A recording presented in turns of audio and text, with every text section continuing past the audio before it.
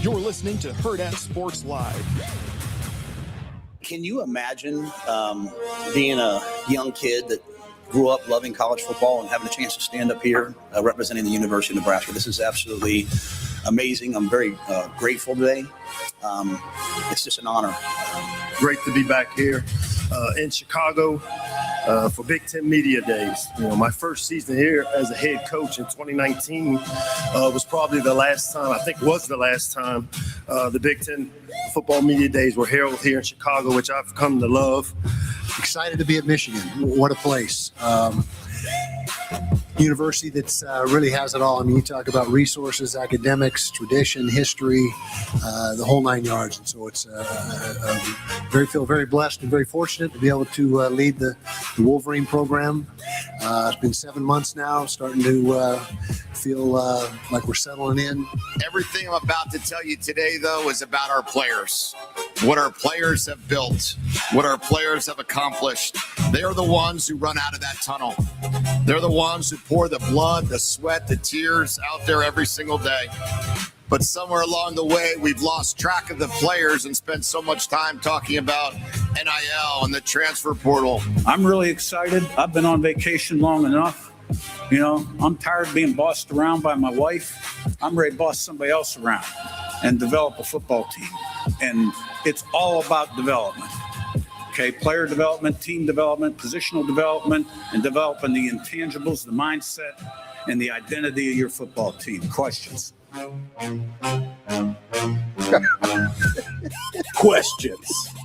Good morning. Welcome to Hurrdat Sports Live, presented by NextGen Mayo Medical. That's DB. I'm Ravi. Lulla here at Hurrdat Sports HQ. DB, questions?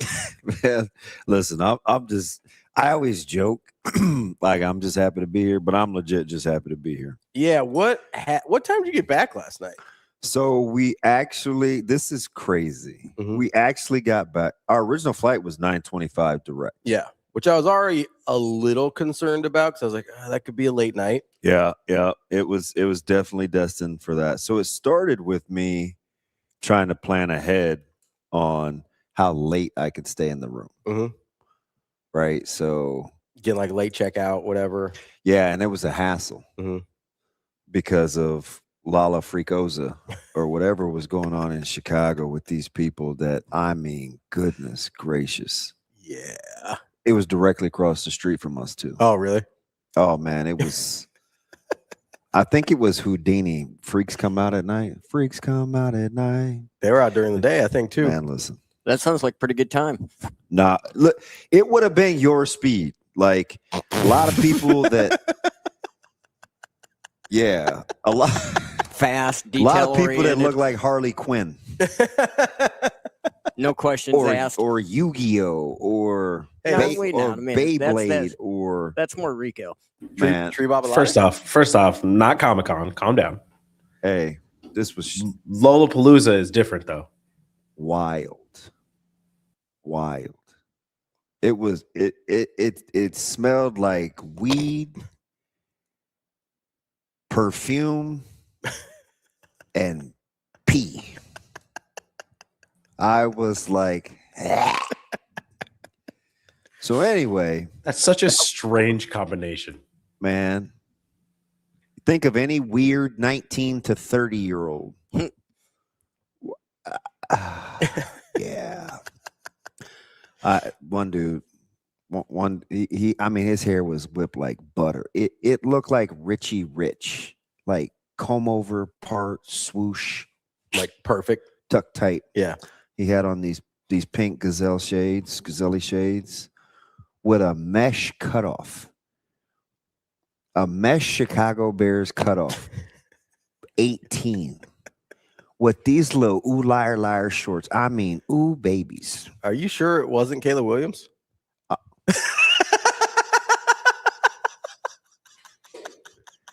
Damn. Got him. Hey man. In the other person he was with, yeah. I mean, there was like lumps and stuff, so I'm assuming female. I'm just keeping it a buck. Okay. Hey man, Just keep pushing. We're all right. We're all right. I don't even know what the outfit was. Looked like she was shoehorning a prophylactic. I said, huh? Like shrink wrapped in there? Like the little tie and the little, it looked like a giant prophylactic. I said, It's the latex, it's the fishnet, it's the yeah, mesh. man, that's what it was. See, you know. Yeah. That's I what have it was. I have friends from high school who go and they post their pictures on Facebook, and I'm just like, what are you? Hey, What are you man, I wearing? was mortified. I looked at Avery one time and I said, at what point did you leave in the house and think, that's a good idea? And I mean, it was just like mob deep. So I got to start from the beginning. So we're trying to strategize. Yeah. I mean, because we want the content, and Coach Rule didn't go until late with the side session. Mm-hmm. And he went a pretty long time too. It was like 45 minutes. Oh yeah. They held your boy hostage. And so Avery was bound and determined. Like, we saw her the least. Like, she's doing her thing. Mm-hmm. Sasha had to run back and forth from the media area to like where we were for Wi-Fi speed. Because she's trying to crank out content. Yeah, she's trying to get it posted. Yeah, She needs a little bandwidth. And she's a bossy son of a gun. Man, listen, we just got there. That's why she's in charge. She kept asking me like every 7 minutes. She's like, she started out cool, like suggestive hinting. Like, hey, that's how she said it too. She's like, hey, if there's anybody you want to get early, let's just get that out of the way. Yeah. So I didn't really get it at first. So I was kind of like, okay, I'm kind of hiding. Well, and I was messing around. I was waiting on Foreman. I talked to a couple other people. And she comes over again and she's like, you ready? I was like, ready? I'm not sure. But then I remembered she gave me the rundown a couple of days ago. She gave me like this skeleton of how she wanted it to go. Yeah. I was like, oh, we got to do it kind of an open, like a scene set. So we knocked that out, and it's still early. And then in typical Sash fashion, it's probably 10:50 maybe. Mm-hmm. And she basically gave me the look. If there's anybody you want to get, let's do that now. And I was like, well, who do you want me to get? But I'm not intimidated. Like, I'm kind of intimidated, but not intimidated. Like, she's just not usually like that very often. She's trying to roll. And I was like, hey, let me just say hi to, no, we were going to get Adam Rittenberg. Oh, yeah. Because he was like, DB, and he was sitting right behind us in the media room. He's like, DB, and I was like, let's just talk. We'll just talk to Rittenberg. Mm-hmm. But then my man pulled a Houdini. He disappeared. He's clearly working too. So I was like, damn it. Like, that was my ace. So now I was like, just let me go say hi to Howard real quick. And she's like, well, do you want to get him? And I was like, nah. It's like too good of a, I mean, like, we kind of chat. We're just kind of boys. Like, I don't know about that. Walking over there, I like froze. I was like, man, this might be my only shot. I might have to ask this dude, can I get him an interview? So I bring him back, and she's looking at me like, oh, I thought we weren't doing this guy. But we ended up getting Howard. So I knew how the day was gonna go. Yeah. Right. I mean, we have kind of another media partner. She lives in Chicago. Mm-hmm. She helps us out. Yeah, Bria. She was super cool. So I fantastic. mean, they're like doing their thing. They're checking the times, when the players are going to be available. Seamus was super cool. Like, he helped us get some of the player content in non-peak times. Mm-hmm. Like, hey, you can sneak something in here, because he's very good at, hey, the radio hits are for the radio people, the TV hits are for the TV people. Like, Seamus, he doesn't play, right? So we understood that. And like, he threw us a bone. And so we knocked some of that stuff out, and they're timing the deal. Meanwhile, all your boy is thinking about is, how late can I shower? How late can I shower? How late can you get back to the place and then shower? Yep. And I'm gonna push the envelope. One time, me and Concert Chris, he paid $140 for a day room for me to chill for an hour. I had to buy this dude dinner back in Omaha. I said, well, that's not really right. Like, nice you're dinner. using company. Well, it wasn't his money. Well, he's going to submit. He's going to get it reimbursed. Yeah. But my money for his food when we get back to Omaha is my money. It's for the hassle. And I was like, man, is this dinner about to be worth my? Yep, it's worth my peace of mind. So. One other time we were leaving and I went and stayed. I wasn't even with them anymore. And I went and stayed in their room. He gave me he gave me a swipe key last time we were in Indianapolis. I swear to goodness. So anyway, I'm weird. I can't help it. So I get the latest checkout. It's like 3:30.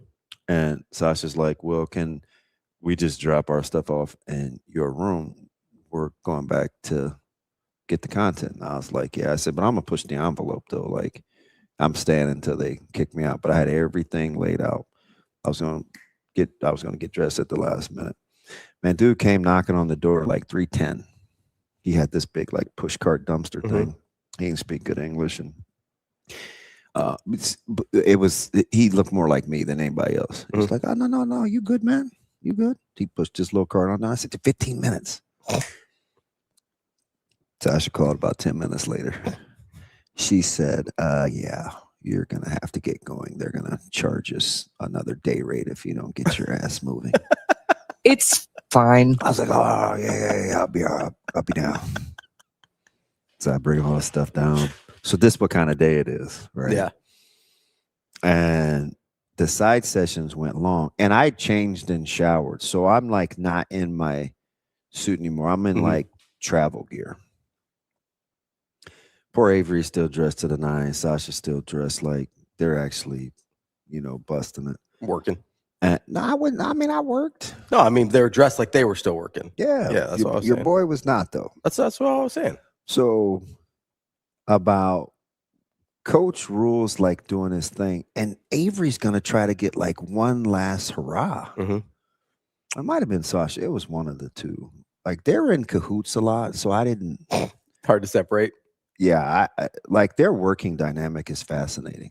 Like they clearly understand one another because they can get stuff done without having to share a ton of information. Yeah, they've got a shorthand. Man, listen, I appreciate that. Yeah, because it's not a lot of, and it gets done pretty quick. Yep, it's not a lot of chaos. Yeah, and so I like that was fascinating to watch. But so about 4:45, he gets done, and Sasha's like, no, this is during his side session. She's like, oh, bleep. I was like, huh? I mean, she didn't skip a beat. She's holding her equipment. Avarie's got hers. And Avarie kept shushing me. And she's like, shh. I was like, wait, why are you shushing me? Like, this is what I'm saying in my head. The cameras were rolling. Rico, I'm a mess. I'm dead, dog. Dude, and Avarie won't play either. Like, this is how she did it. She was like, she won't let you ruin a shot. So I was like, what the F are you doing? Exactly. Did she give you the look? Because like if you don't listen to her, she will like throw you a stare. No, but she does have a streak. She does have a mean streak, which I didn't know she possessed. Like after like the third, she usually hits me with the. And I was like, oh. But Sasha's like getting information because she's trying to change the flights. Oh, yeah. But she's asking me like my birth date and stuff. And I was like, well, what are we doing? And she's just talking super shorthand. She's like, there's only 2 flights. It's a 5:45, but it's not direct. We wouldn't land until 11. There's a 6:25, but it's booked. I was like, damn, looks like we're glad I showered late. Looks like we're catching the 11:25. And she wouldn't take no for an answer. So she's starting. Rico's nodding. So this apparently is how she is. Yeah. I don't know. She doesn't treat you like this. This is how she operates around here. Oh, okay. You've known her for too long in like different stages of her life and career. Yeah, almost 15 years. Yeah, 14 years. Like around here, like this is how she rolls. Yeah, because he's just nodding. Yeah, me and Brandon in Indy for Big Ten Women, the basketball tournament. getting just They lost first day, so she was scrambling trying to find a flight like that night. Couldn't find one, so we got one super early. listen. Kind of mean spirited. So I shut it down. I was like, man, whatever. She's got my information. It'll be cool. So at that point, I was like, stop telling jokes. Just be quiet. Mm-hmm. Cool. Got no problems. So we get outside. She's trying to get an Uber. And I'm like, I did say, I don't think we're going to make it. She's trying to go from Midway to O'Hare. Mm-hmm. It's an hour 10 Uber to O'Hare. It's only like 38 minutes to Midway. I was like, she couldn't get an Uber. I'm like, why can't we get an Uber? She's like, well, he doesn't speak English. So we walked around every side of the Hilton to see if we could get a better pin drop. Mm-hmm. And he kept telling her, I don't know how he was telling her, but he kept telling her like he was close. And we apparently were in a no drop zone, and we didn't know that because of Lollapalooza. Gotcha. Why we have to walk 4 blocks to get to an area where we could get picked up by an Uber. We're rolling equipment. It's like, damn. But your boy kept his mouth shut. Didn't say a word. Trying to keep it light. I was like, hey, I got some snacks at the bodega. And I can see Sasha's face when you say that. She's not even paying me any money. No, they're all worse. Like she is. And so I said, well, where do you want me to tell him? And she's like, this, and this. So I put it in Spanish and I sent it to her. And I said, send him this. Well, by then she had canceled the driver and got another one because they wouldn't let her cancel it. So I'm like, now it's like $450. And you're trying to make a $625? Yep. And I'm like, no way. Yeah. So driving there, we had a cool driver. Like he was trying to give away like his Monsters and energy drinks and stuff. I was like, oh, this is nice. He's like, oh, here's some chargers. And yeah, clearly was about his business. So we get there and Avery wanted to change. Sasha was trying to get to the check-in gate. I'm like, if I'm going to be here till 11:30, I don't want my bag. I said, I'm about to go check this bag in.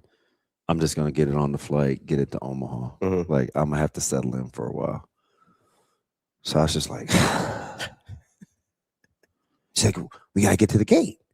I said, no. I said, I'm trying to explain to her, I'm going to get the bag on. It's going to get there. Like, cool. You guys get a head start. Go do your thing.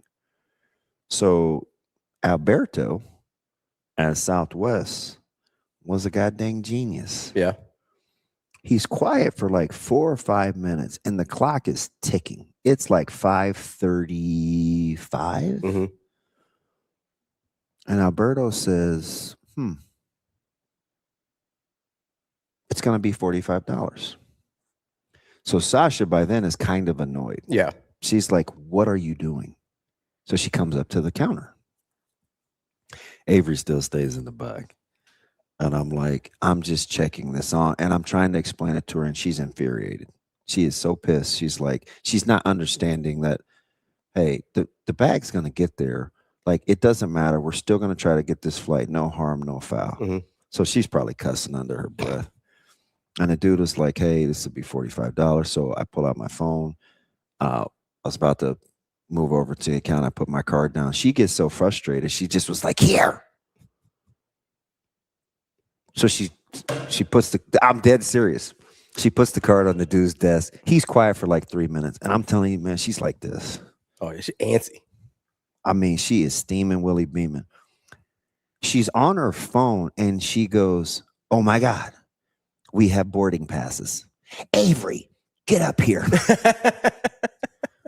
I said, we have boarding passes for what? And she goes, we have boarding passes for the 625 because we were originally just trying to go standby. Yeah. I said, Alberto, did you hook us up?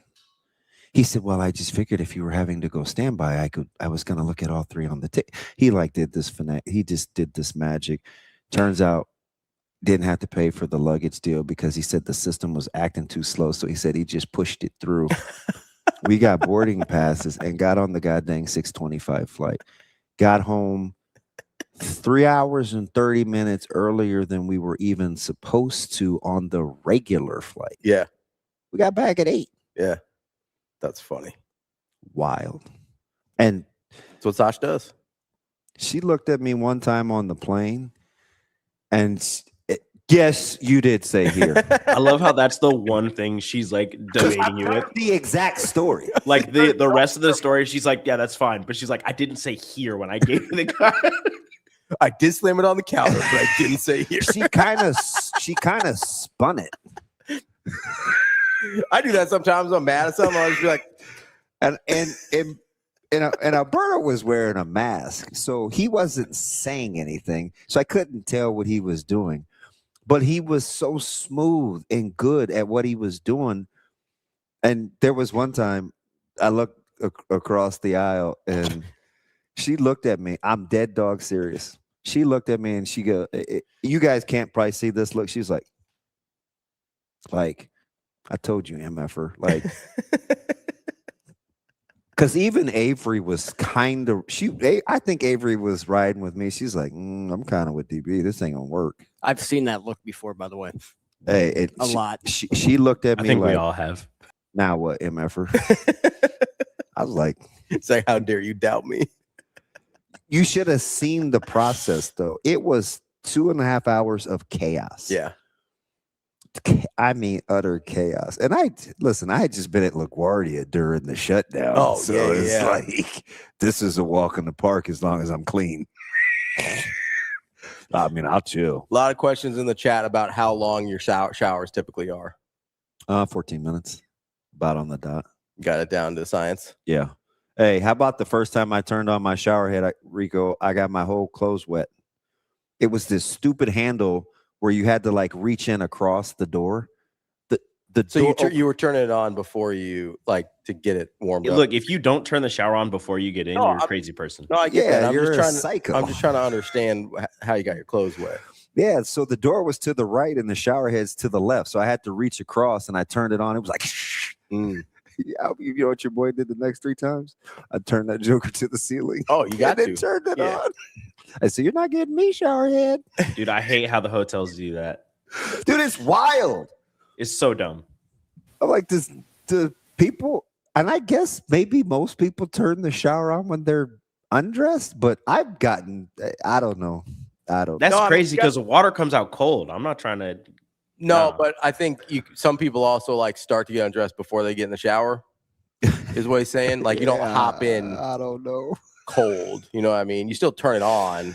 The getting the Uber was arguably the most stressful thing ever, because in the middle of the chaos is thousands of Lollapalooza people walking in the street. Back and forth. We're trying to get out of the way. It was fascinating. I couldn't believe how it's just doing too much. Yeah. And she never said, she would just like kind of disappear. I don't know if it was like getting reception or whatever, but I was like, well, the reception couldn't have been great with that many people down there either. No, it was sketch. Yeah. And she was about to lose her mind. We had to walk pretty far, and all these people were like, you got these people with like their head down there. They're like, excuse me, do you know what Lollapalooza is? We have luggage. What the frick makes you think that we're from here where we know that where Lollapalooza is? Yeah, find somebody. But this was my favorite. And it was like these little bebop pigtail pony girls and these dudes, and they're like, oh, I think it's that way. Come on. And I was like, I can't. Calgon, take me away. There was this herd of like 50 people that like got dropped off. Why's it got to be a herd? I don't know what you're saying. Hey, T-Mac, 100%. That's what I was thinking. like somebody just got set. I'm just saying, if I'm looking for Lollapalooza, I'd probably find somebody in fishnets and just be like, okay. One of them was like this like this regular dad. He was like, excuse me. And I was like, you're taking those little dudes there? Yeah. What was the contrast between the players and coaches in suits and the Lollapalooza people? Like, how did that look? It was wild. I do appreciate you got some big old linemen, and then and Nebraska's like this. The coaches want to get the players the car wash through the radio, like when they're not in their gear. Mm-hmm. So they stagger, like when they're in their polos and something. Hey, that's really what it was, Corn Raider, 100%. That's I'm not trying to be foul, but just follow the order. It was a lot going on. I have not heard of a lot of people that are playing at Lollapalooza. Have not heard of a lot of people. Yeah. Well, the first time when we ate, the restaurant was right next to the House of Blues, and people were in line for orange somebody or another. Oh, smashing Blood Orange. Blood Orange. That appears to be an act. I don't know who that is. Yeah, it was Blood. How'd you know? I have the list up because I was curious. Because you were talking about the dude bringing the little kids, and I was like, oh, who would he be going to see? You've heard of at least 3 of these. I know who Lord is. Yep. Lord. I know who the Smashing Pumpkins are. Okay. I know the name Tate McRae. I don't know any Tate McRae music. Who's Tate I'm sure McRae? you do, but I also I couldn't name a song. How? He's black. No, I'm just giving you a different McRae. Oh, you're so stupid. No, not you, him. Stupid, not you. I was like, not you, him. No. You're so stupid. He's calling me stupid.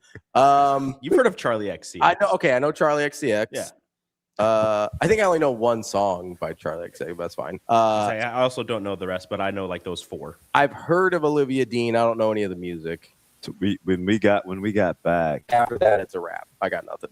there were all these people at the luggage carousel. Yeah. And I was like, oh my gosh, what is going on? But it was from a cruise because most of the people were significantly older. Mm-hmm.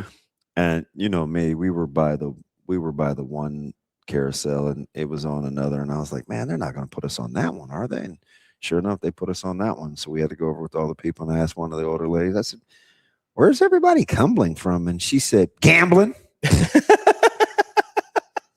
I said, oh, shoot. You guys play shuffleboard? Todd says Rule did an interview. They asked him real band or fake band for Lollapalooza. He missed all of them. I knew that. I saw, I can't remember who it was with, but I saw the guys he did that with. And yeah, I would have gotten a couple of them. Well, it depends on which ones they gave me.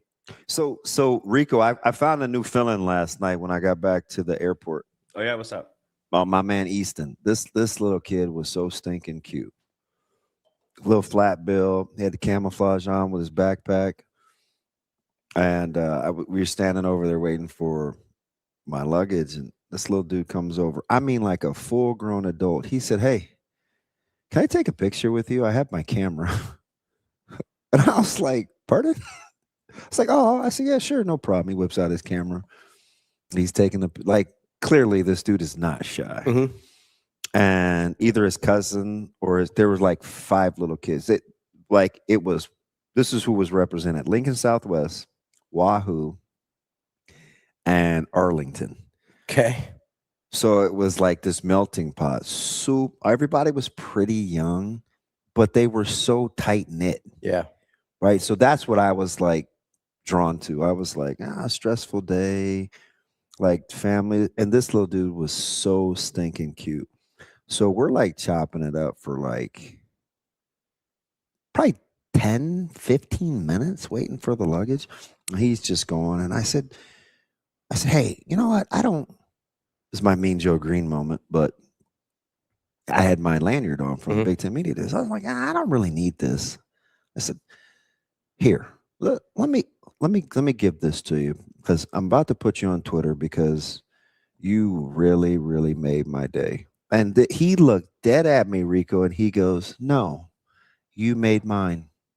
No. I was about to walk off in tears, and he goes, "Can I have a hug?" I looked around to see kind of where his parents were. I was like, "You may not be getting this dude back." You can't and his parents came keys. up and they're like, "Oh, are you taking him home?" And I was like, "Shoot, he's 8, Zoe's 8. Want to trade?" No, I'm playing. But he was cute, right? Like, so I was like, this dude could do my job. Yeah. Oh, super smart. We were talking about him chasing down Alex Rodriguez one day in an airport. Emmett Johnson said his dad was a really good player. Yeah. It's like, oh, you love your dad. And his dad was like, looked pretty fit. He's a good looking dude, little goatee. And I was like, yeah, Emmett was like a little sports Rolodex. Nice. I asked him if he's a good baseball player. He's like, yeah. So I wrestled too. I said, you wrestle? And he's telling me about a couple of matches. He said, yeah, one time I was getting ready to lose, but I made this kid scared after I single-legged him, and then I was like, I can do this. I was captivated. I said, tell me more. All right, so we found a new reporter for us. Are we going to take him to an event with us, have him ask some questions? I'm telling you, he is fearless, and he has a cool name. New intern. Yeah, Easton. Now, he's only 8, so there may be some labor laws. Don't let him drive that Sprinter van we got out there. When did we get that bad boy? A couple weeks ago. Yeah, it got wrapped like last week. I would say we got a couple weeks ago, and then it got See, Sasha, she knows. Look, there was like a group of 6 or 7. So from like one was in college. I think the one young lady was at Lincoln Southwest, and then the youngers were all like Wahoo, Arlington, and they knew my old neighbor growing up. Oh, really? Yeah, I grew up next to this family named the Ortmeyers. And it was Chris and Steve, and you kind of had some tragedy in the family, but they were really, really good athletes. And so they lived next to this other family, the Eckleys. And then Cobbs was up to, we had as an athletic neighborhood. And he's like, yeah, I knew their sister. And I was like, it's wild. Yeah. Yeah, so Easton got me to decompress because I was getting my tail kicked by Sash. Man, her delivery. You're right. You guys are all nodding. Yeah, we get a different side of her than you do usually. That was wild. Yeah. And even I do less, I get a different, I only get that side of her sometimes. Yeah. These guys that she puts out on assignment all the time, that's normal Sash. She's like a Sour Patch boss. That is a really good way to put it. Was that Brandon BLT? out of nowhere. Hey, up the top rope. So,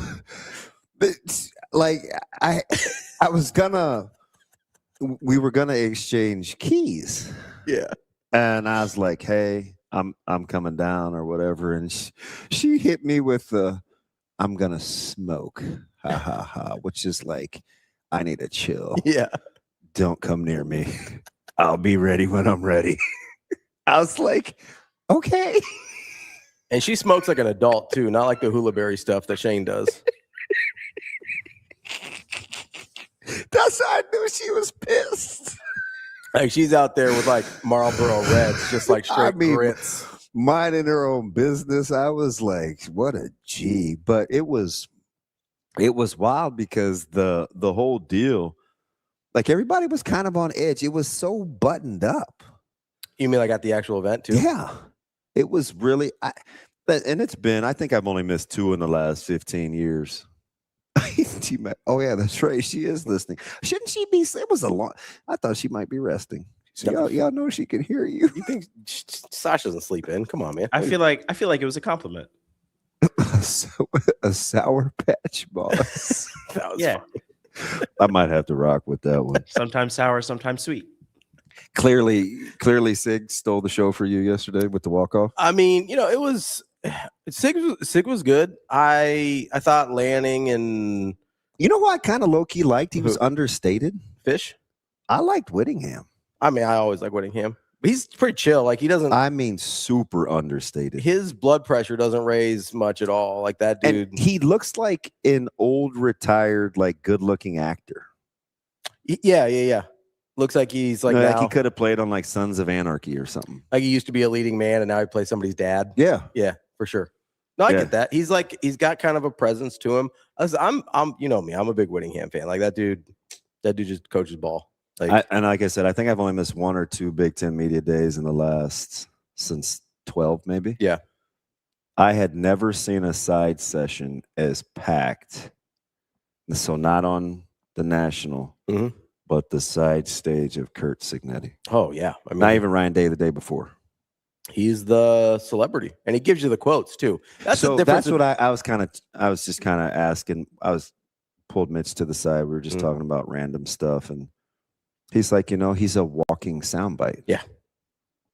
He's not afraid to say stuff. That's the thing. So he's highly successful, and he actually gives you content.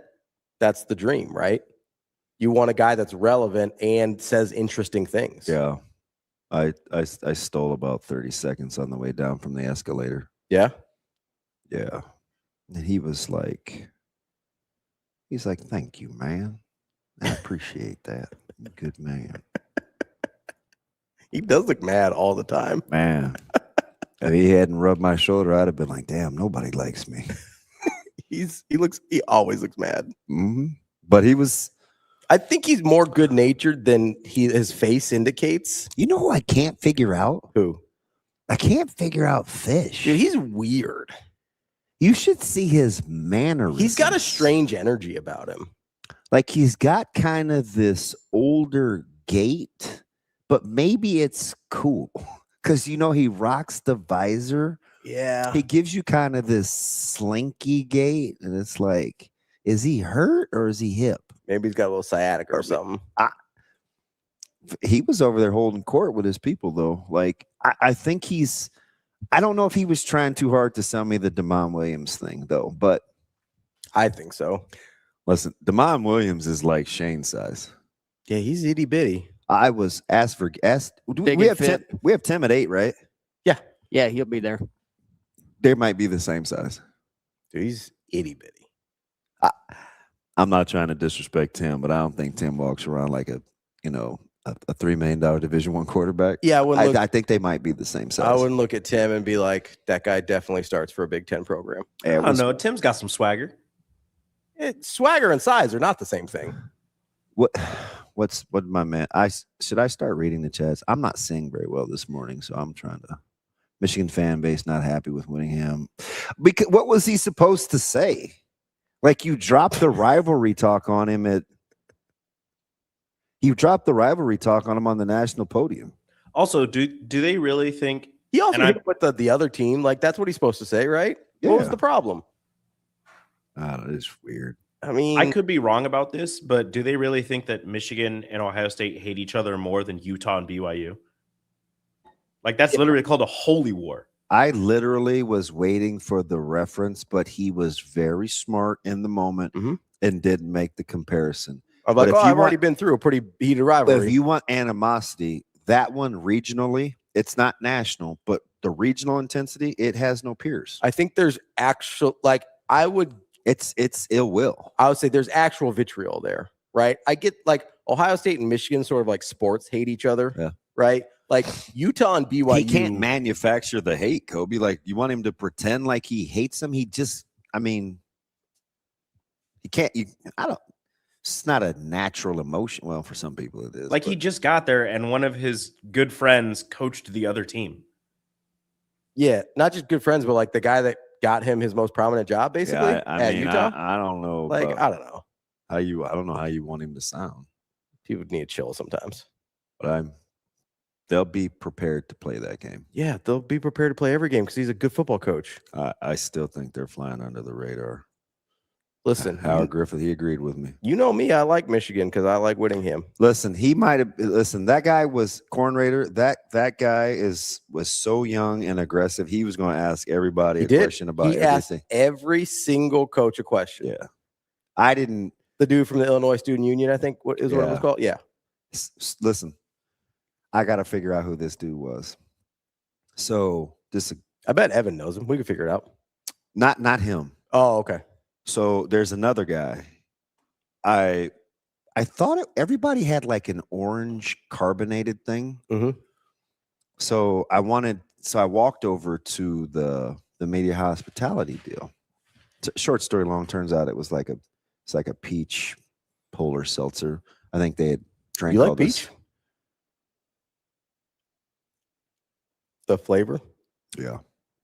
That was the one you couldn't get. Yeah, I know. I remember now though, because you told me, and I'm a good friend. Now you fast forwarded to the good friend Apple, part. strawberry, peach. Boom. There you go. I got you.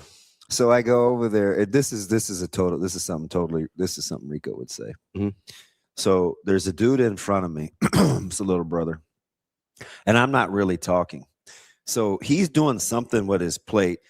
And he goes, he's not a Nebraska guy. So I'm not sure. And he goes, man, this is exactly how he did. He's like, man, if I have one other person tell me that, man, don't you look just like Damon Benning? I'm going to be like, whoa. And I just break out laughing because I looked at the dude and I was like, I could see it. But then he crushed me in typical Rico fashion. He said, yeah, I think it's because we got the same misshapen head. I was like, I don't know you. You can't say that. Swear to goodness, I about fell over. I want to be his friend. Of course you do. Dude, it was funny. So then the whole rest of the day, I was like, man, I gotta chop it up with this dude. I mean, just big balls, man. It's just like, man, we got the misshapen head. So who says misshapen? Me. I said, this is years of collisions. You're like, I earned this. I came by this honestly. Them helmets used to be tight as hell. I gotta get that. He said, I didn't come out the womb with this. I'll work for this. See? I built this head brick by brick. So extra. Helmet by helmet. Extra. That's every time I touched that ball, I said, I'm gonna get another dent in this noggin.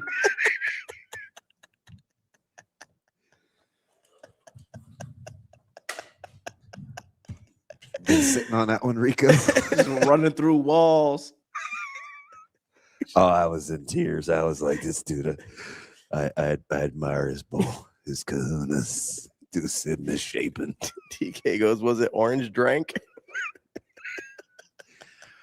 It did. From far away, it looked good. Yeah. It looked good, but I don't know, man. I don't know. Listen, you know who has an interesting frame? Who? Is Harrison from Michigan, Jordan Harrison. Oh, yeah, okay. Who else? I always do find it a little interesting to like see certain guys out of pads that you don't normally. I know he's ours, so we don't like. I wonder if you're gonna say who I was thinking. He's ours, so we don't like think much of it. Mm-hmm. And maybe his suit was tailored that sweet, but how good did Lindemeyer look? So he looked like lean. So him, and then I'll be honest, I thought like Andrew Marshall looks big. Oh, he's yoked. I don't think that at least last year didn't like translate on TV. Yeah, I like, he's one of those guys that lets me hug him and stuff. And so like I walked behind him and I gave him like this big hug, and Avery was like, did you tell him what question to ask? And I was like, what do you mean? And she must have thought I whispered in his ear, but I was just giving him a hug. Yeah. Yeah, he is. No, Lindemeyer looked good though too. He's cock diesel. Yeah, Lindemeyer looked good because I think we see Lindemeyer, we think he's kind of thick. Yeah, which he's he kind of was. Yeah, he had a little extra, whatever. Like, but he looks like he's in great shape. And I was like, man, you just over here living your best life, and like he feels super fit. I felt like to hear him talk about. Well, let's take a break. Okay, let's take a break because he said some things that are interesting. He does. He said that's hey, I'm telling you, man. You want a bulldog? Get Sadie. That dude will chomp. Yeah, and get a bite. Absolutely. And he doesn't forget either. He makes you look like you're not very petty. Dude's memory is long. We'll take a break. He said some things about that tight end room that I think we're missing. That I think I told you about. You did, yes. Yeah. Sorry, I was rolling my eyes at something else. Why? We'll get to it on the other side. Okay. Let's take a quick break. That's DB. I'm Ravi, Lulla. We'll be right back. More Hurrdat Sports Live right after this.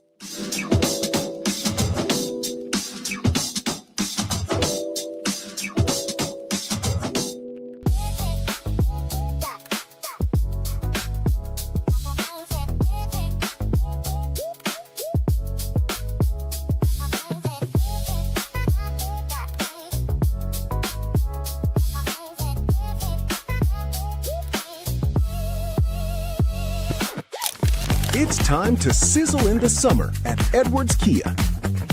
Lease the 2026 Kia Sportage EX starting at $249 a month. Turn up the heat on your next lease. This July, the savings are as hot as the season. We've also got the 2027 Kia Telluride S starting at $449 a month. Don't wait. Sizzle into summer this July at Edwards Kia. It pays to make the drive to Edwards Kia.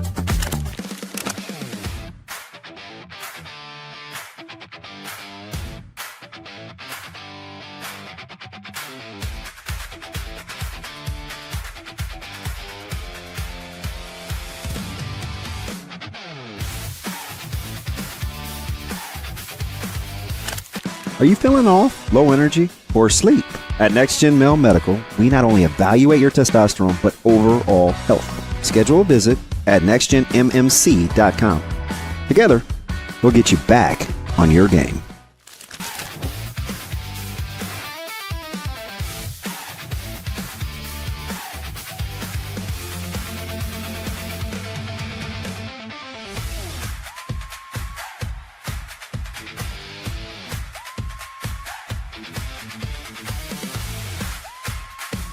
This shouldn't surprise anyone, but Harper Murray, Bergen Riley, and Andy Jackson were all named to the AVCA Player of the Year watch list. There are 3 of the 30 on this list, and it got me wondering, when was the last time a Husker won that award? And that would be Sarah Pavin back in 2006, and then Christina Hoteling in 2005. Honestly, that was pretty surprising to me that you have to go back 20 years for a winner from Nebraska, but maybe this year that can change. Olivia Babcock won it in 2024 and 2025, and Sarah Franklin took home the honor in 2023. Is this the year a Husker takes home the AVCA Player of the Year award?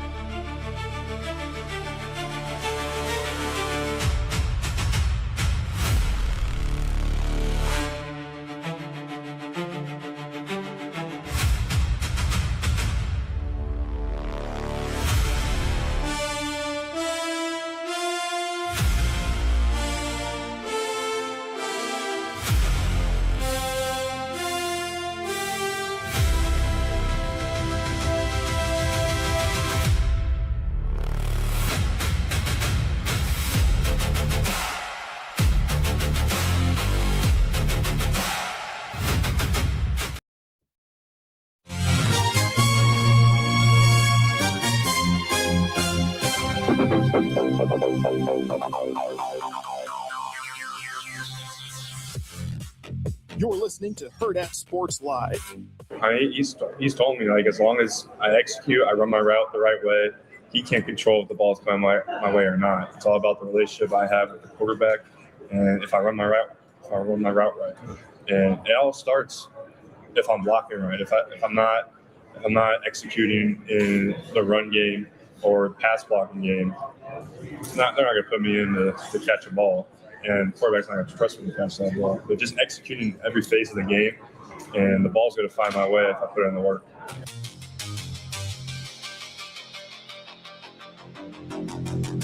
Welcome back, Hurrdat Sports Live, presented by NextGen Male Medical. That's DB. I'm Ravi Lulla here at Hurrdat Sports HQ. That was Luke Lindemeyer in one of his little side sessions there, talking, just talking. You liked his side session. I did. I liked Because was that you? I did the breaking down of the tight end rooms with. We've talked about the tight end room quite a bit. I like the tight end room a little more than probably most to the naked eye, but I get it. I'm probably a little closer to it, so it's like I like the versatility in lots of different kind of body types and athletes in there, and you can use them a multitude of ways. I mean, Bonner and Nelson give you versatility. I mean, you know how much I love Bonner. And I want that guy to stay healthy so bad. It's a tough man. Dude, he's one of those guys that like I think just from a toughness standpoint, from a mentality standpoint, you're way better off having him like active in your room. That's why I felt about Hartzog. Yeah. Like you need some dogs. When those guys aren't out there, like you lose some mental and dare I say emotional toughness. Yeah, like the edge, you know. And so I love Bonner. I think, and he's been through a ton. He's been, hey, I'll be a fullback, I'll be a wide receiver, I'll be whatever you need me to be. Like I really want that. Versatile. I want that guy to be successful. Super versatile, and it's he just gives you options because you can put him on the move. You can inline him. You can put Bonner on the move. You can put Nelson on the move. You can put him on the backside or front side of 12. You can put Echternock at it like a true H-back. You can put him on the move. You can put him in line. Well, and Rule talked about that in a side session about how he was talking about Bonner specifically. And I don't know if people caught it because he calls him Wood. Oh, yeah. And so I only know that because of you. And so I was like, oh, he's talking about my guy Bonner. Yeah. And he's like, you can put him in 10, 11, or 12 personnel, which gives you – that's one of the things that I'm enamored with Shanahan is the way he uses Kyle, not Mike, the way he uses different personnel packages to give you different looks. And it's a little copycatty, right? I mean, everybody's using 12 and sometimes 13 personnel now in the NFL. Yeah. Just because it's hard. I mean, what do you do especially when you have versatile guys in those positions? Yeah, what do you do with like Loveland or some of these guys that are like 1As that are on the move and they play with another traditional tight end? You see it in St. Louis or with the Rams, Los Angeles, St. Louis, just San Francisco. Yeah, they do it with like who's the 1 or 2 tight end? You know, Kittle's clearly probably a front side. You do with Kittle, but then they'll use Juszczyk. Yeah. They've used, I mean, now they got Deebo Samuel back. They've used Samuel as the second tight end as a motion guy. It's just as a coordinator, it's just a headache. Yeah, it's a nightmare. When you break the huddle and you've got a guy upstairs that you're talking to trying to get the numbers in the game, and all of a sudden they're in slots. So you have to honor it, like if they're displaced. Especially when it's a guy like Bonner or Nelson, right? Like those guys. Your coverage, your front is just different if you're in a displaced 2-by versus traditional 12 or 2 inline guys, because then you have to have guys that can play in a 9 technique or, outside shoulder of a tight end. Yeah. That are probably guys that are used to playing in space. But now they've got a guy. guy. You got to put them on the line of scrimmage and they got to play it in the tough. I was saying they've got a guy to their outside, which they're not used to. That's part of the reason I like Mosey too, right? That's a guy you can go to 2-back set, but then he's got experience being a wide receiver, being out wide, where if you want to put him in motion and do some other things, like you can make things really difficult in terms of what look you present versus what look you end up at before you snap the ball. Yeah, I like the room. I mean, Ingerson gives you some tough size at the point of attack. Yeah, he's a big dude. God, and he just keeps flipping growing. Yeah. And he repped with those top groups a lot this summer. So I'm thinking, and even in the spring, so I'm thinking, good. I think good things there. They just have some versatility. And Sorensen was the guy I told you was that was day one. That's the steal of the class. Yeah, I think super physical. And he's funny too because he went golfing out. He was out in. He went with Danny King and a couple of these guys for an event out in Gothenburg, and Caleb was home, and so I was messing with Caleb, and for some reason he has Danny's they're boys, so I get it. Like he's got Danny's location. He's like, Danny's in Gothenburg, and I was like, Danny's in Gothenburg. And he'd taken Luke with him. Yeah, and 2 tight ends, and Danny's pretty good too. Like Caleb told me to keep an eye out for him, and this summer, and so I just kind of watched Danny King grow And I've seen him work with, he's getting work with the top 2 units now. And so I'm thinking that room is a little bit better, I think, than we think. But anyway, how good it'll be in a conference, I don't know. I just know that it's not a room that I have like great concern with. About like the talent level. Yeah. Sorensen's a guy that I know early on was probably like, well, I don't know. Not getting a lot of sugar cubes in this room. This is and it's just like, hey man, you got to stay with it. That's how tight ends need to be, though. Very demanding. Yeah. He's going to coach you hard. Might not be a lot of praise early on, but you got to stay with it. And now it's like, Cassat can really swing a stick. Really good golfer. Yeah. Now it's like, hey man, can we go golfing? It's like, I'm just telling you, like you have to give it time. Yeah. So I think it's going to be fascinating to see how Coach Holgorsen uses those guys. Is it eye candy? Is it targets? We saw Lindemeyer's targets drop off dramatically the second half of the season. Mm-hmm. Like that's an offense, especially part of that's a Dylan injury thing though too, right? Yeah. No question. Right? Yeah, no question. It's not, yeah. I mean, 4 of those 6 you don't games. have to give me I get it. No, I know. Yeah. But what I would say is I don't think it's something intentional from Dana where he's like, right. I'm not throwing to the tight ends. Because Coach Rule, if you could have like put your hand on my chest yesterday, because it's not like I know what he's going to say. Yeah. What scheme did he continually talk about yesterday? It just kept coming up randomly, especially on the side sessions late. 12 personnel and counter. Oh, counter. Yeah. How many times did he talk about the counter scheme? Quite a bit. He talked about, hey, we ran a lot of duo last year. We want to still be good at that, but we want to get into like some counters. And that's what Jeep Wade does. Like that's what his linemen do. Do you remember when I showed, this was probably a couple of months ago, and I showed you the different drawings? I sent them to Austin about the difference between duo, counter, and inside zone, and how people confuse them, but they're different. Yeah. Right? You can give looks with an insert where I leave the end and I kick him out with an H and everybody else zone steps. I'd call that like zone. I'd call that insert versus just inside zone where that Will doesn't think anybody's going to climb to him. So he takes those lateral stretch steps. Like insert's a little quicker hitter. Duo is 2 inside guys, tight ends, and you block the backside. Yeah. Right. You seal that guy. Zone, you may not. You may cut him off and climb, but those little nuances, and then you come back with counter with a mobile quarterback. It's a different run game. Yeah. Now, how well they execute it, I have no idea. I'm just telling you what it would be like. Like Coach Samanji would look at me and he'd say, "Listen, they run a lot. Those are a lot of run schemes. Like it would be a handful. It doesn't seem like much, but it's a lot." Well, no, I mean, I think and we'll get to Tim here in just a second, but I think the hard part when you're doing a couple things that look the same, right? Obviously, is whether it's duo or inside zone or insert, and then you hit them with the counter. It's like, okay, you're hesitant then on all of them, right? You're a little bit more hesitant on the ones that are coming play side to and you. it's a different technique too. You gonna box it or spill it? You're gonna stone it. Like just the ability to run it with a perimeter run dimension changes the way you can play.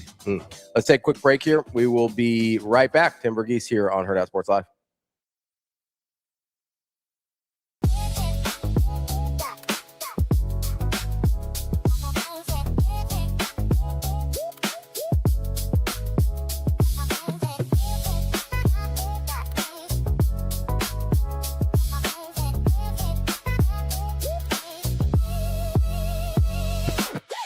Feeling tired? Foggy? Just off? At NextGen Male Medical Clinic, we offer hormone evaluations, peptides, supervised weight management for men and women. Most insurance accepted. Schedule a visit at nextgenmmc.com.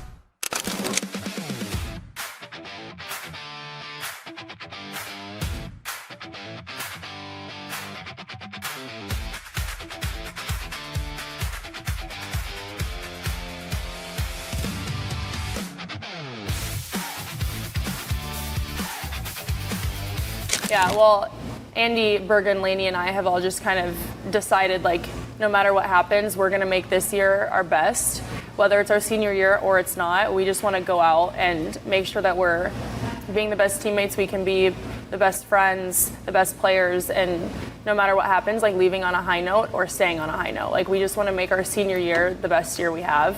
So we haven't thought too much of it. We just want to make sure that we're staying in the moment because there's no point in looking like 7 months down the road.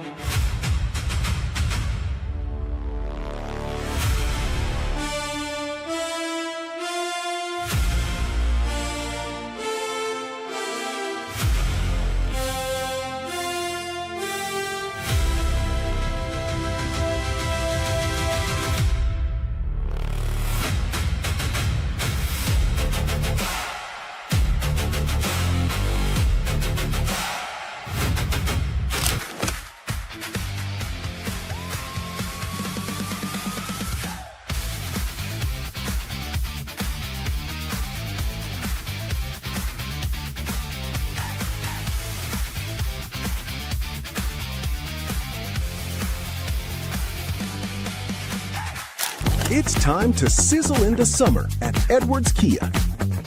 Lease the 2026 Kia Sportage EX starting at $249 a month. Turn up the heat on your next lease. This July, the savings are as hot as the season. We've also got the 2027 Kia Telluride S starting at $449 a month. Don't wait. Sizzle into summer this July at Edwards Kia. It pays to make the drive to Edwards Kia.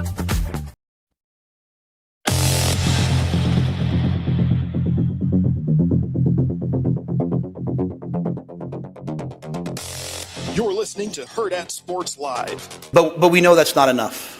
We didn't come to Nebraska to go 7-6. We came to compete for this. And being here today with teams who've won the national championship, it's inspiring. It speaks to this conference. It speaks to the people that run it, the coaches and the players that are in it. And we understand that we have to take a step this year.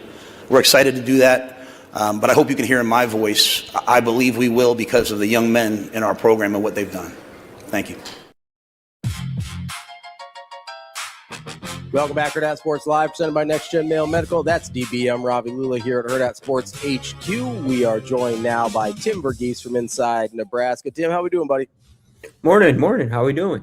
Tim, I'm looking at that backdrop. You didn't get out last night, huh? Not yet. I'm heading out here in an hour or so. You're like one of that flight. It just, I don't know, man. It was all we could do to make sure we didn't get stuck because we had a boss that was very animate about making sure we had more options than that last flight. There are a lot of Nebraska folks that still had to stay in Chicago. Yeah, I drove, so I was always planning on. Oh, you're good. Kind of driving back today, but it wasn't crazy, but yeah, I mean, it's been a day. It's been a day. Are you officially done with Lollapalooza? Man, oh my goodness. Oh my good dude, getting out of town yesterday. Oh my You know what's crazy? I was driving home. Again, I'm caught up in traffic. It was a 45-minute drive into town. It was about an hour and a half drive out of town. It's fine, whatever. I called my mom and I'm talking to my mom and and I'm telling her, I'm like, look, like Houston drivers aren't great.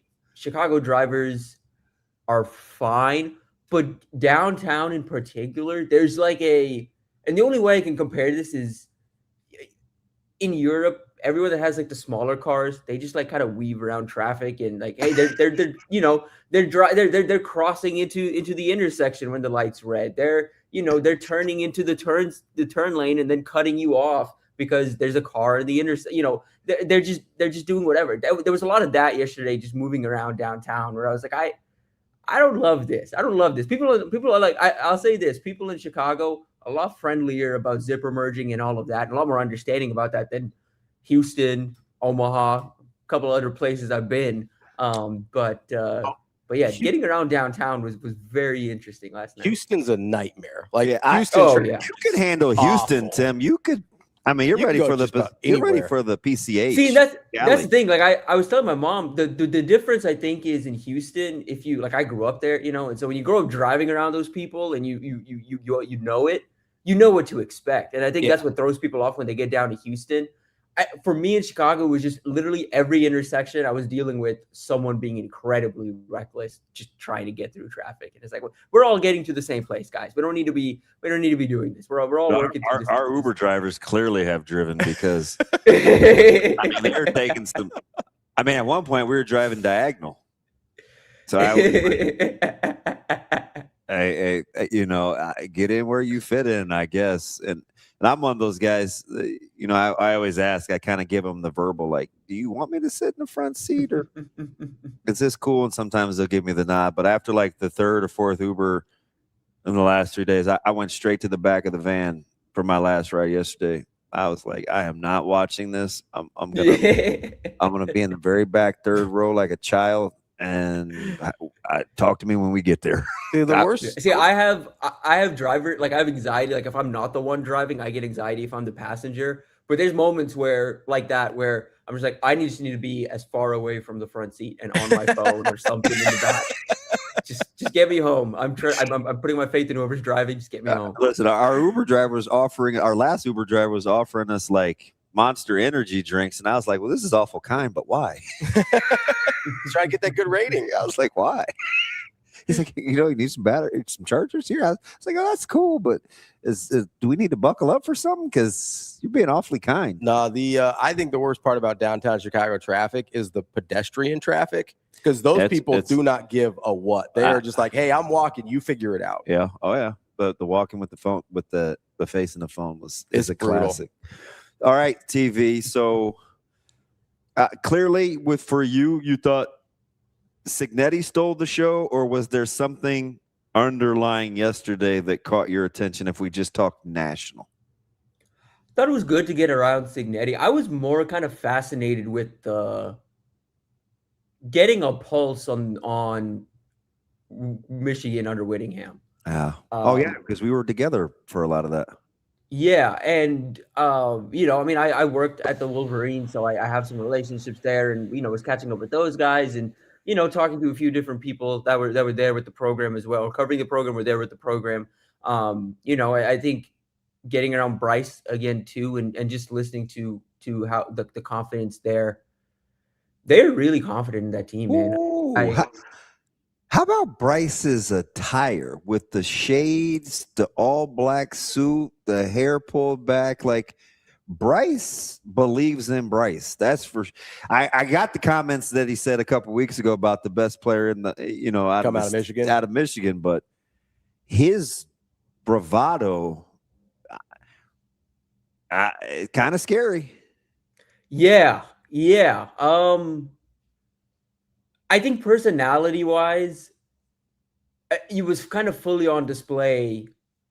Bryce Underwood versus Malik Washington. Like, did you know you knew when Bryce was in the room? You didn't really know when Malik was in the room, and that's not to say like Malik. Like I got to be around Malik a little bit, and he's got an energy to him. He's got like more of a a natural draw to him. But Bryce carries himself in a certain way, and it is helpful. I think that's something where, especially for a program going through a transition, especially a program, and look, man, like coming off the freshman year he had, Bryce could have cowered. I mean, not cowered, but I mean, he could have ducked from the moment. And I thought he showed up, and again, with that confidence he had yesterday, listening to the other Michigan guys and Kyle Whittingham himself kind of talk about him, it's fun. It's funny the narratives that run on the internet. And I think with Bryce too, he didn't have a great freshman year, but you have to look at his evaluation in total. He's someone who I think his ability within the pocket is something that was innate and was there. His game. I mean, his game. What am I trying to say here? Like his game evolved in a weird way as a senior, and then last year there's a lot of times where it felt like he had to win off athleticism alone. It wasn't winning off processing. I think he's back in a place under Jason Beck in that offense, in a better weapons around him, where I think one, he's got a little more confidence in the situation he's in. And I think two, I think he's a little more confident in his ability to get back to what made him good in high school and what had him, the number one recruit in the country. Tim, we were talking about Bryce Underwood earlier this week, and I asked DB the question of what do you think determines the guys that maybe don't put up great numbers early that we decide are going to make a leap versus the ones that we decide are busts, right? It seems like a lot of people are like, Bryce Underwood, not actually that good. Look what happened at Michigan last year. But 2 years ago, we were like, DJ Lagway, look at that guy. He's going to be awesome. Like, have you sort of been able to nail down at all in your own mind, like, hey, this is why we like this guy, even if right, wrong, or indifferent, versus, this is why we think this guy isn't going to work out after maybe a tough freshman year? I can't say I can pin it down to any one thing of why. Because I thought it was weird how fast people got off of Bryce. Right, exactly. I don't love that. I mean, and I don't really know why narratives run for some guys versus the other. Some of it, for me, is PR. Some of it's marketing, how you brand yourself, all of that.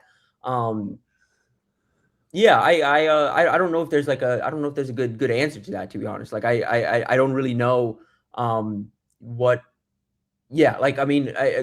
so much of it is production based, but then you do get the off seasons.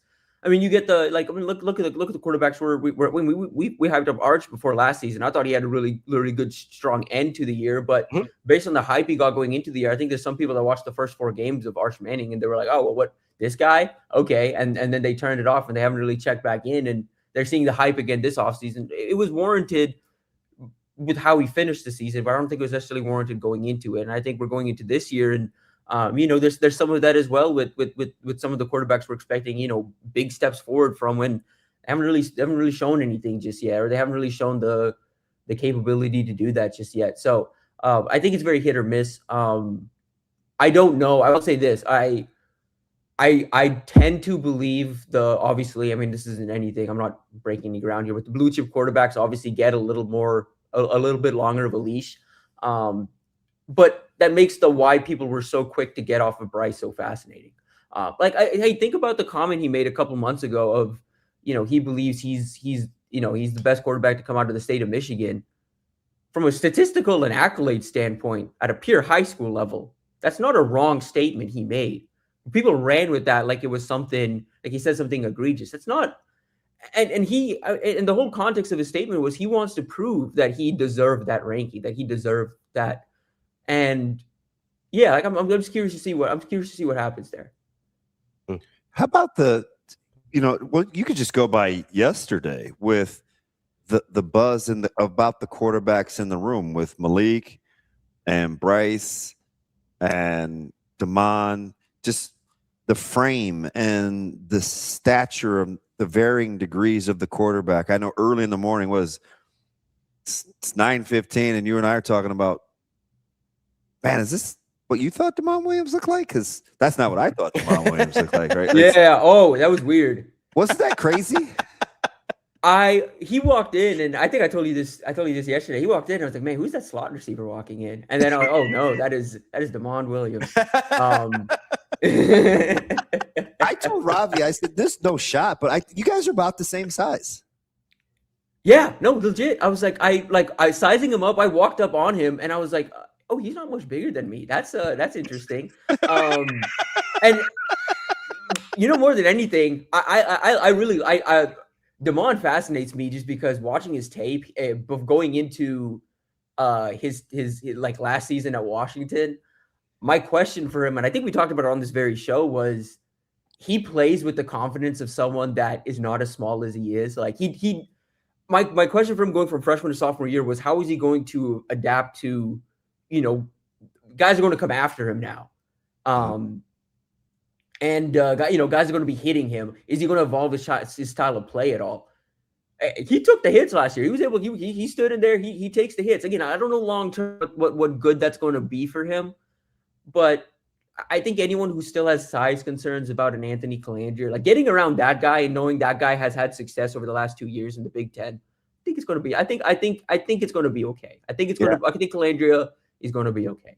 The thing that I would say that, because I looked at Colandrea too, and I wanted to see his size up close. The thing I would tell people, like in an honest assessment, I said this from the jump, his lower body is going to always give him a chance because he has legs like a running back. He's thickly built. He's got a good sturdy trunk. I think it's one of the reasons why he's confident in changing directions so quickly, because he has really, really good size, a really good size lower body. And I think a lot of that's what it is with quarterbacks. As I look at Malik Washington, or even Nico Imaliava, who I think has got good size, he doesn't really have huge legs. And so sometimes when you're looking for durability and stability in quarterbacks, I always typically try to go to their trunk to see what they're working with. I always, for me, it's the core. I mean, it's very similar, but it's all of that. Like for me,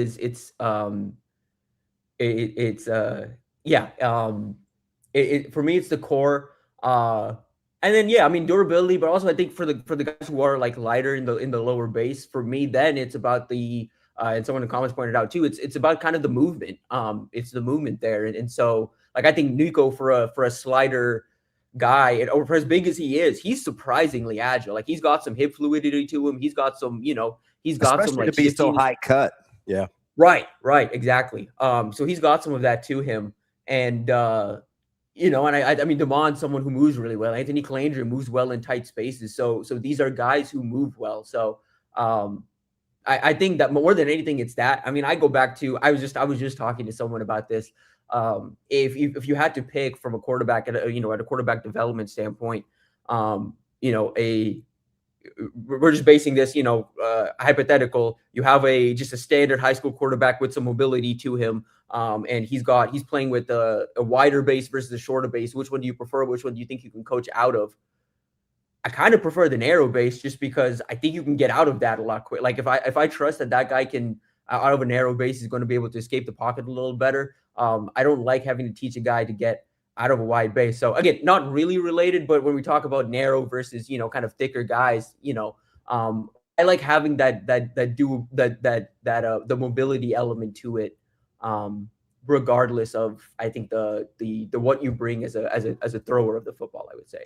And I'm gonna get to Coach Rule in Nebraska here in a second, but hey, real quick, I'm not supposed to read the comments, but Husker Homer, real quick. There are dozens of players playing college football right now and in the NFL that I was around as freshmen and sophomores before they had offers or anything. Like I think I know what I'm talking about. I would, Tim. It's kind of what he does, right? It's like I just think it's funny that he uses the word objective, even though everything has a negative slant, right? It's like and it's at the Husker Homer. Okay, like, sure, that's objective. I'm sure that the comments are going to be objective. The stream typically changes his name from Homer to Hater, but we try not to give it too much oxygen.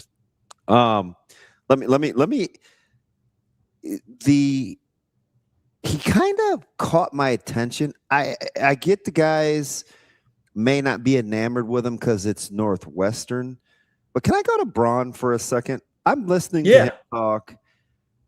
I look at what he did that first year. He was in a tough spot in a real similar situation in Indy, taking the podium.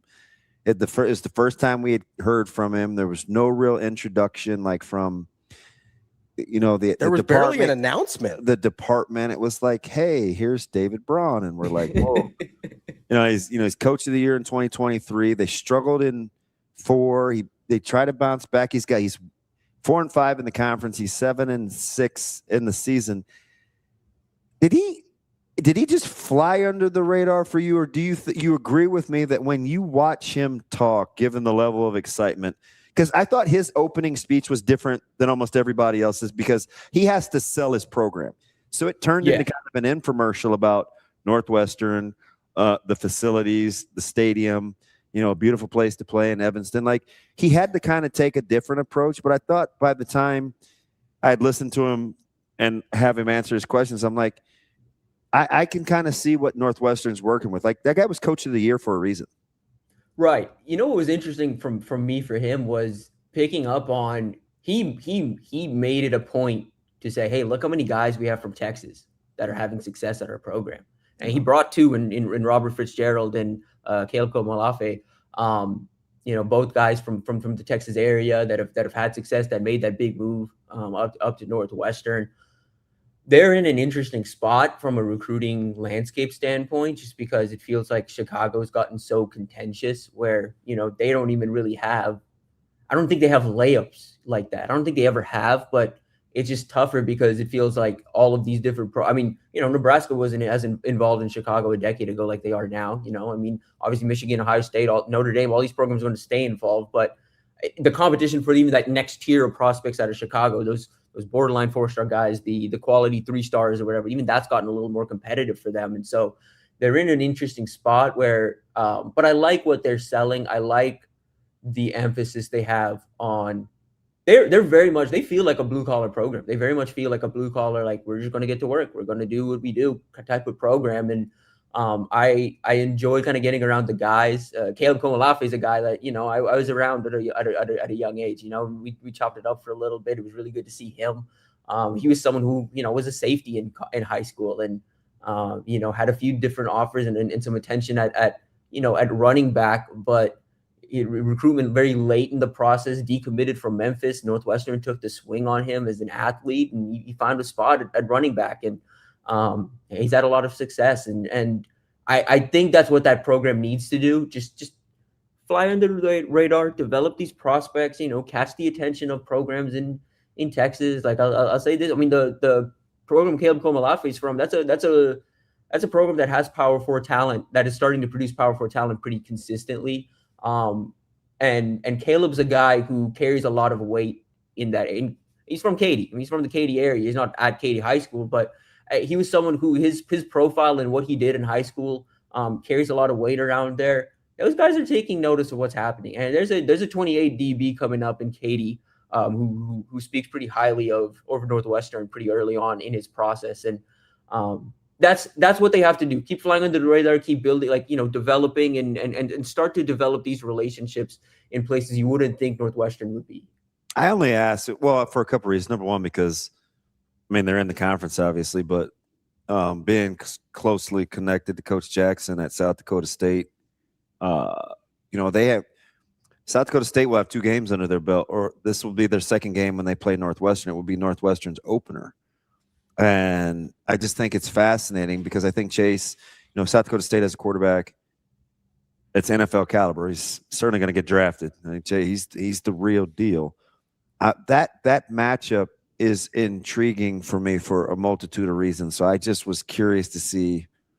I follow South Dakota State probably closer than anybody on that team, right? But it's just, it's a fascinating matchup early for them, and I think with Chip and Jerry and the way that he kind of talked about the process, there's some Chesney vibes there, really pragmatic. I just was curious to see what you thought. Yeah, it was good to get around, but he definitely flew under the radar, especially compared to, Whittingham and Signetti really kind of commanded the room yesterday, I thought, and just in terms of the media attention, everyone was there for them. Rule obviously had the Nebraska media contingent out there too. Obviously I felt like the attention on Rule wasn't like it used to be, or in years past. It's not a bad thing at all. I think it goes along with what this offseason has been and all of that. But no, the Northwestern, like, you wouldn't even know, I don't think, that they were there. It was him and Locke, the 2 head coaches that they kind of slid in and out of the room pretty easily. What'd you think of Fish?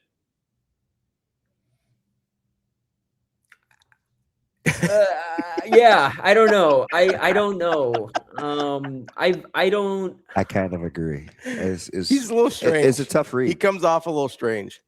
That's my read, and I still don't know if he's long for that job, and that's like I didn't get that indication yesterday. He's still like, that he's long for the job. I think he's excited about the team he has, excited about some of the pieces they got.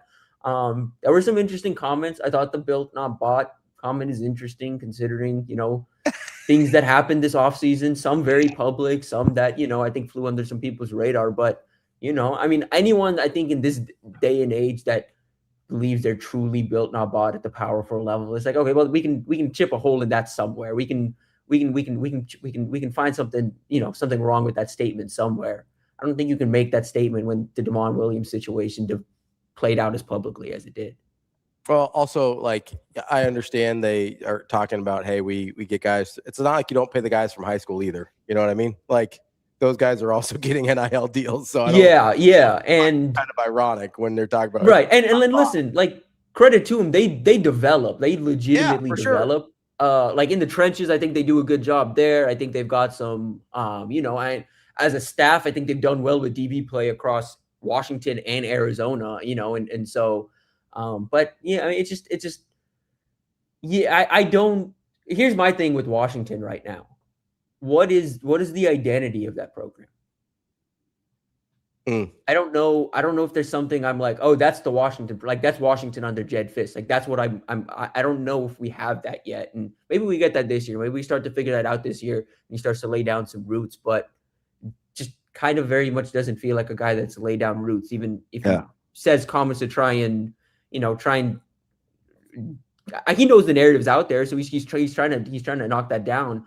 I just don't get that sense that it's authentic yet. Yeah, it's that game in Lincoln is going to be fascinating because that starts that 3-game stretch for me where I think it'll be nut cutting time. I think you get Washington at home off the bye, and then you're Champaign and Piscataway. Hey, I'm not super high on Illinois this year. I'm not either. So, okay. I think they'll be competitive. Okay, I promise we'll get to Nebraska after this. Yesterday, these guys had me on when I was in Chicago, and they were kind of asking me about my first. I'm not talking about you like you're not here. I'm just resetting for Tim. No, you're fine. And I thought Bielema was interesting, and I brought him up unsolicited. I talked to him. I talked about Bielema to Howard Griffith too. I said, Brett was unusual. Coach Bielema was unusually about energetic and confident about his roster. He's replacing a lot of guys up front on both sides of the ball, but he was still very comfortable. We'll figure out who they're going to throw the ball to. I know he likes his quarterback play. But he was unusually confident. And so the trigger for me, and maybe it's a little bit of trauma, is I saw a very similar delivery in Indianapolis before they kicked Nebraska's tail. And it's not a Illinois-Nebraska thing. It was Bielema's delivery thing, where when he got off the podium in Indy, I looked at Severe and I was like, does he know something we don't know? Mm-hmm. And he clearly did, right? I mean, they put it on us pretty good. But he was giving me ultra positive vibes. And so I said to Ravi, I go, what's their season projection win total? Because I think on paper, Tim, when we at first blush sped through it, I think we gave them we got to 8 pretty quick, maybe 9. But their win total is only 6.5. Yeah. So maybe the perception and the reality is closer to kind of what you guys are thinking. I'm just saying he was unusually confident for the context of what I just described. It's a roster that, at least again on paper, doesn't blow you away with what they have to replace. I always have a concern when you have to replace as much as they have to on both sides of the line, and it doesn't feel like there's I don't know how many guys I'm pointing at that I'm like, oh, I love that guy based on what we've seen so far on him. But they have good leadership on both sides of the ball, I think. I mean, even though they lose guys, I think the veterans returning on both sides of the ball are key. It's going to be on coaching. They're going to be tough. I mean, they're always going to be physical. Someone mentioned it too. Like the Walters defense, very interested to see what that looks like. they're going to be very competitive. I think on the defensive side of the ball, just off the strength of that. I think my question stems from I don't know if they got the quarterback right, and I don't know if that's just me not loving Caden Hauser as a quarterback and his general play style, but he might be a fit for what Illinois wants, because we know what they're looking for from a quarterback position is a little different, and they've shown they can survive with less than stellar QB play, and I think they're going to get at least on par. Like I think they're going to get I would say average quarterback play from Caden Hauser. I think is the bar I have set right now. He's such a good coach. He always gets my radar pinging when he has that kind of delivery. But then I am like, well, why is their season win total so low? Vegas typically isn't in the habit of giving away money by a couple of games. Mm-hmm. Right? Because they're a team that can we fairly say I think they're going to be competitive. I think all those games are going to be close, but I think from a pure the top of the conference type matchups, the head-to-head type matchups, I don't know. I don't even know if we can say this really yet. Again, it's totally kind of on paper projection for me, but I don't know if it's going to take a heck of a coaching job for them to outplay the 6.5 projection just off of what we know about that roster to this point. Yeah. I just sit here and I go, okay, the last couple of years, their superpower was experience and continuity, and they lost both of those things. Well, they had a 3-year starter, so I mean that was huge. Yeah, I just imagine that's a step back. And listen, Bielema was a great coach, so I think they're going to be a certain level. There's a certain floor that they have now that they didn't used to, which is significantly higher. 100%, which is why 6.5 is a fair place to start. I just look at it and go, those close games that they were able to prevail in pretty consistently over the last couple of years, I think when you don't have the experience and the continuity, those are the games that might flip the other way. Did you like Coach Fitz's juice? I couldn't tell, and maybe it was both, whether he was just happy to be back coaching or it was Michigan State, but he was very animate, and I felt like his message was clear. We can win at Michigan State. They've done great things. This is a great place to be. He was very cheerleader's not the right word, but he was pro MSU. We know we like the staff that he put together. You think for them it's just simply a matter of time? Might be. I'm in wait and see mode with that. How did he come off to you, first of all? Came off confident. I thought he came off as someone who I think more. I don't know if it's a confidence in the roster. I think it's more so just a confidence in being back where he's comfortable. He's coaching again. He's leading a program.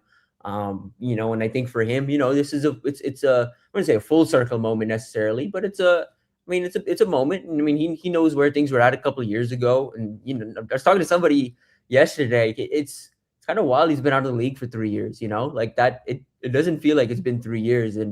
But for a guy like that, who, he was so long in this conference to come back after 3 years, I think more than anything, it just felt like, for me at least, my vibe was, he's just happy to be back. He's excited to be, kind of in the mix. I'm not super optimistic about what that team's going to be this fall. Moving forward, I think they're putting together some very strong pieces. I like what they've done on the recruiting side of things. I like the foundation they've laid in terms of what they're recruiting to, what they're trying to find, who they're trying to evaluate, where they pick their spots when it comes to investing money and hey, okay, let's go out of our way to get this guy. So I like the foundation they've generally set. My thing there with Michigan State is going to be, it's a similar position to, I can't make this comparison. I'll just say this. I'll say it says this then. But I think my question with them is, how good is good enough? Because Michigan State fans are used to, it wasn't that long ago where they were pushing Michigan and beating Michigan. It wasn't that long ago where they were pushing Ohio State. I think they're comfortably the third best of those teams. And I don't know. I think it's going to take a couple of years before that roster is good enough, that team's good enough to truly push Michigan, to truly push Ohio State. And I don't know how much patience that fan base is going to have for a slow build, even though I think they should. I think this is something worth seeing out over 3-4 plus seasons. I think this staff needs a runway. I think the staff needs some time to establish things, because I do think the trajectory is up. I just think it's going to take some time with what they inherited and what they were able to do in year one in terms of putting that roster together. Tim, what did you hear from Coach Rule yesterday that kind of stuck out to you?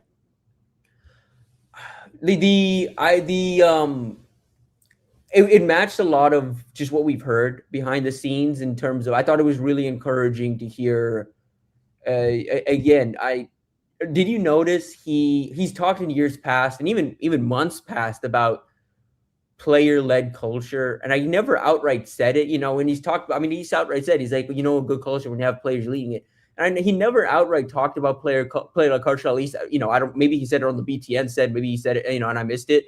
I don't think he ever outright said it, but he talked about players leading the culture anecdotally. And we heard it from Justin Evans. We heard it from Andrew Marshall. I think we heard it from Luke as well. It feels like this roster, the leaders on the offensive and defensive side of the ball have very much taken development and, this commitment to being, turning things around and fighting through for fourth quarters seriously. There was an emphasis from Rule, and I think all those guys they would say it's not toughness, but there was an emphasis on being in the fight, and seeing that fight through. I think getting the conditioning to a certain point, getting the grit, the competitive grit to a certain point.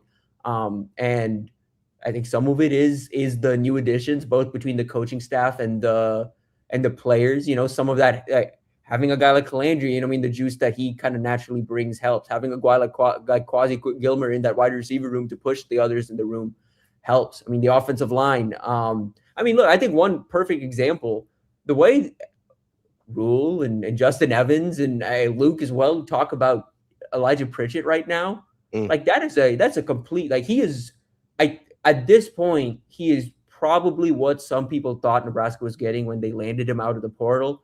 But he's fully taken that step forward where he's in control of himself. He understands, like he knows what he needs to do now. He's keeping himself accountable. It's not the staff has to keep him accountable.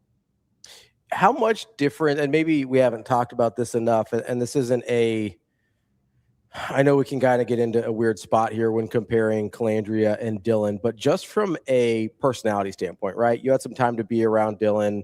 I don't know how much time you've had to be around Calandria in terms of understanding their personalities, but let's say obviously it's going to look a lot different, but let's say they play to about an even level. How much difference do you think just the personality in that position changes the way Nebraska operates? Does that make sense?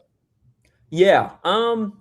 That's going to be something for me, wait and see, because I think right now things are like, I think he's gelled very well. I think for him, coming from like he's a 3-star quarterback from Florida, was never super big, was never super touted on the recruiting circuit. Landed at Virginia, obviously, had powerful interest in all of that. But I think there's been a natural chip that he's had to overcome with the confidence he plays with and the confidence he approaches things with. He's got a natural kind of swagger to him.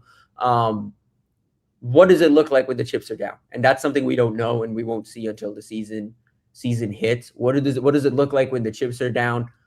I, on paper, think it's going to be a little better because I think he's been in these situations before. He knows how to handle himself in those situations. He's had some real lows at Virginia.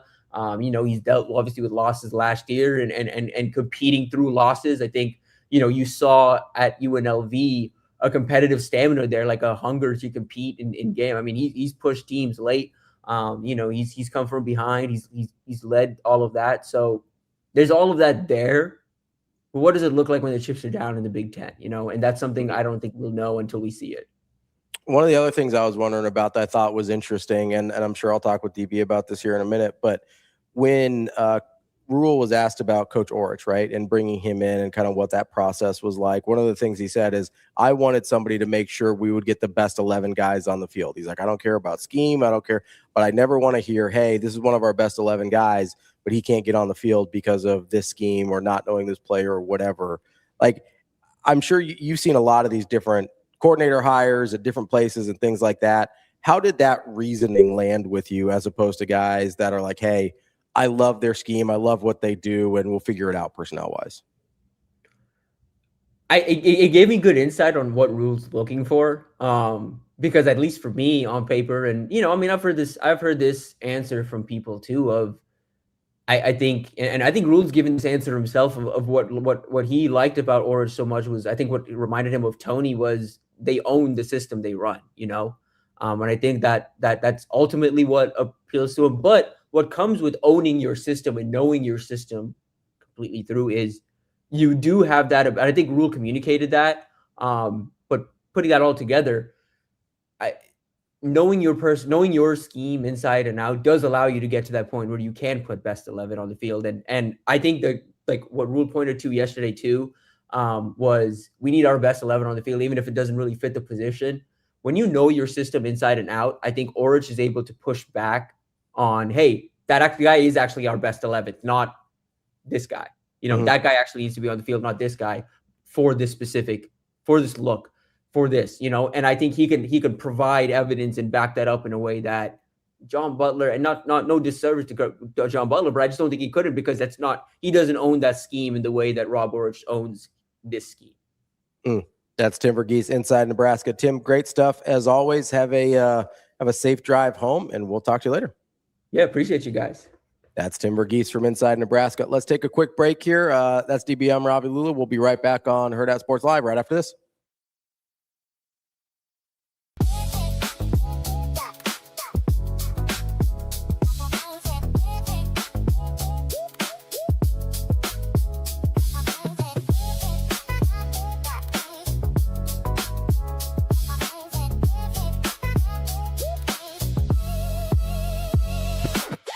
I would say just learning from guys like Jamal said and Emmanuel quickly, older guys like Scotty Barnes. I took it as, obviously I got hurt, I took it as a redshirt year, just to be able to sit back and relax and, not relax, but, just be able to see and watch the guys that's ahead of me, be able to go out there and produce the way they do, play. I was sitting courtside for playoffs, so I got to be able to see that atmosphere and, just learning from guys. That's what really helped me along the way. I really took my time with it and was doing everything the right way, and just enjoying the process too. That's something that I really got to learn, was just enjoying the process.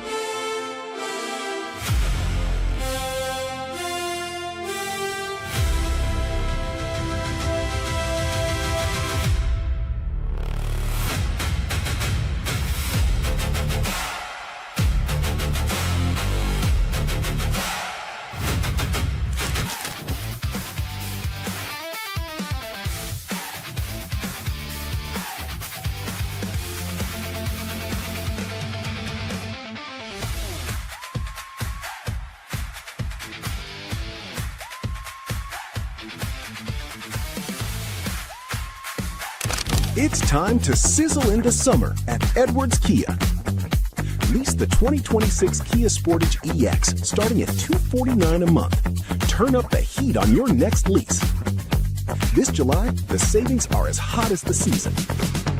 We've also got the 2027 Kia Telluride S starting at $449 a month. Don't wait. Sizzle into summer this July at Edwards Kia. It pays to make the drive to Edwards Kia.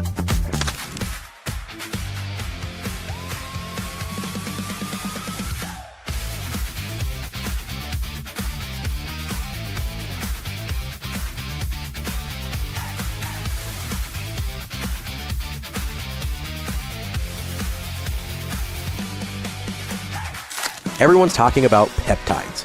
you are doing it right. At NextGen Male Medical Clinic, peptide treatments are clinician guided, tailored to your goals, monitored for safety. Call today or visit nextgenmmc.com.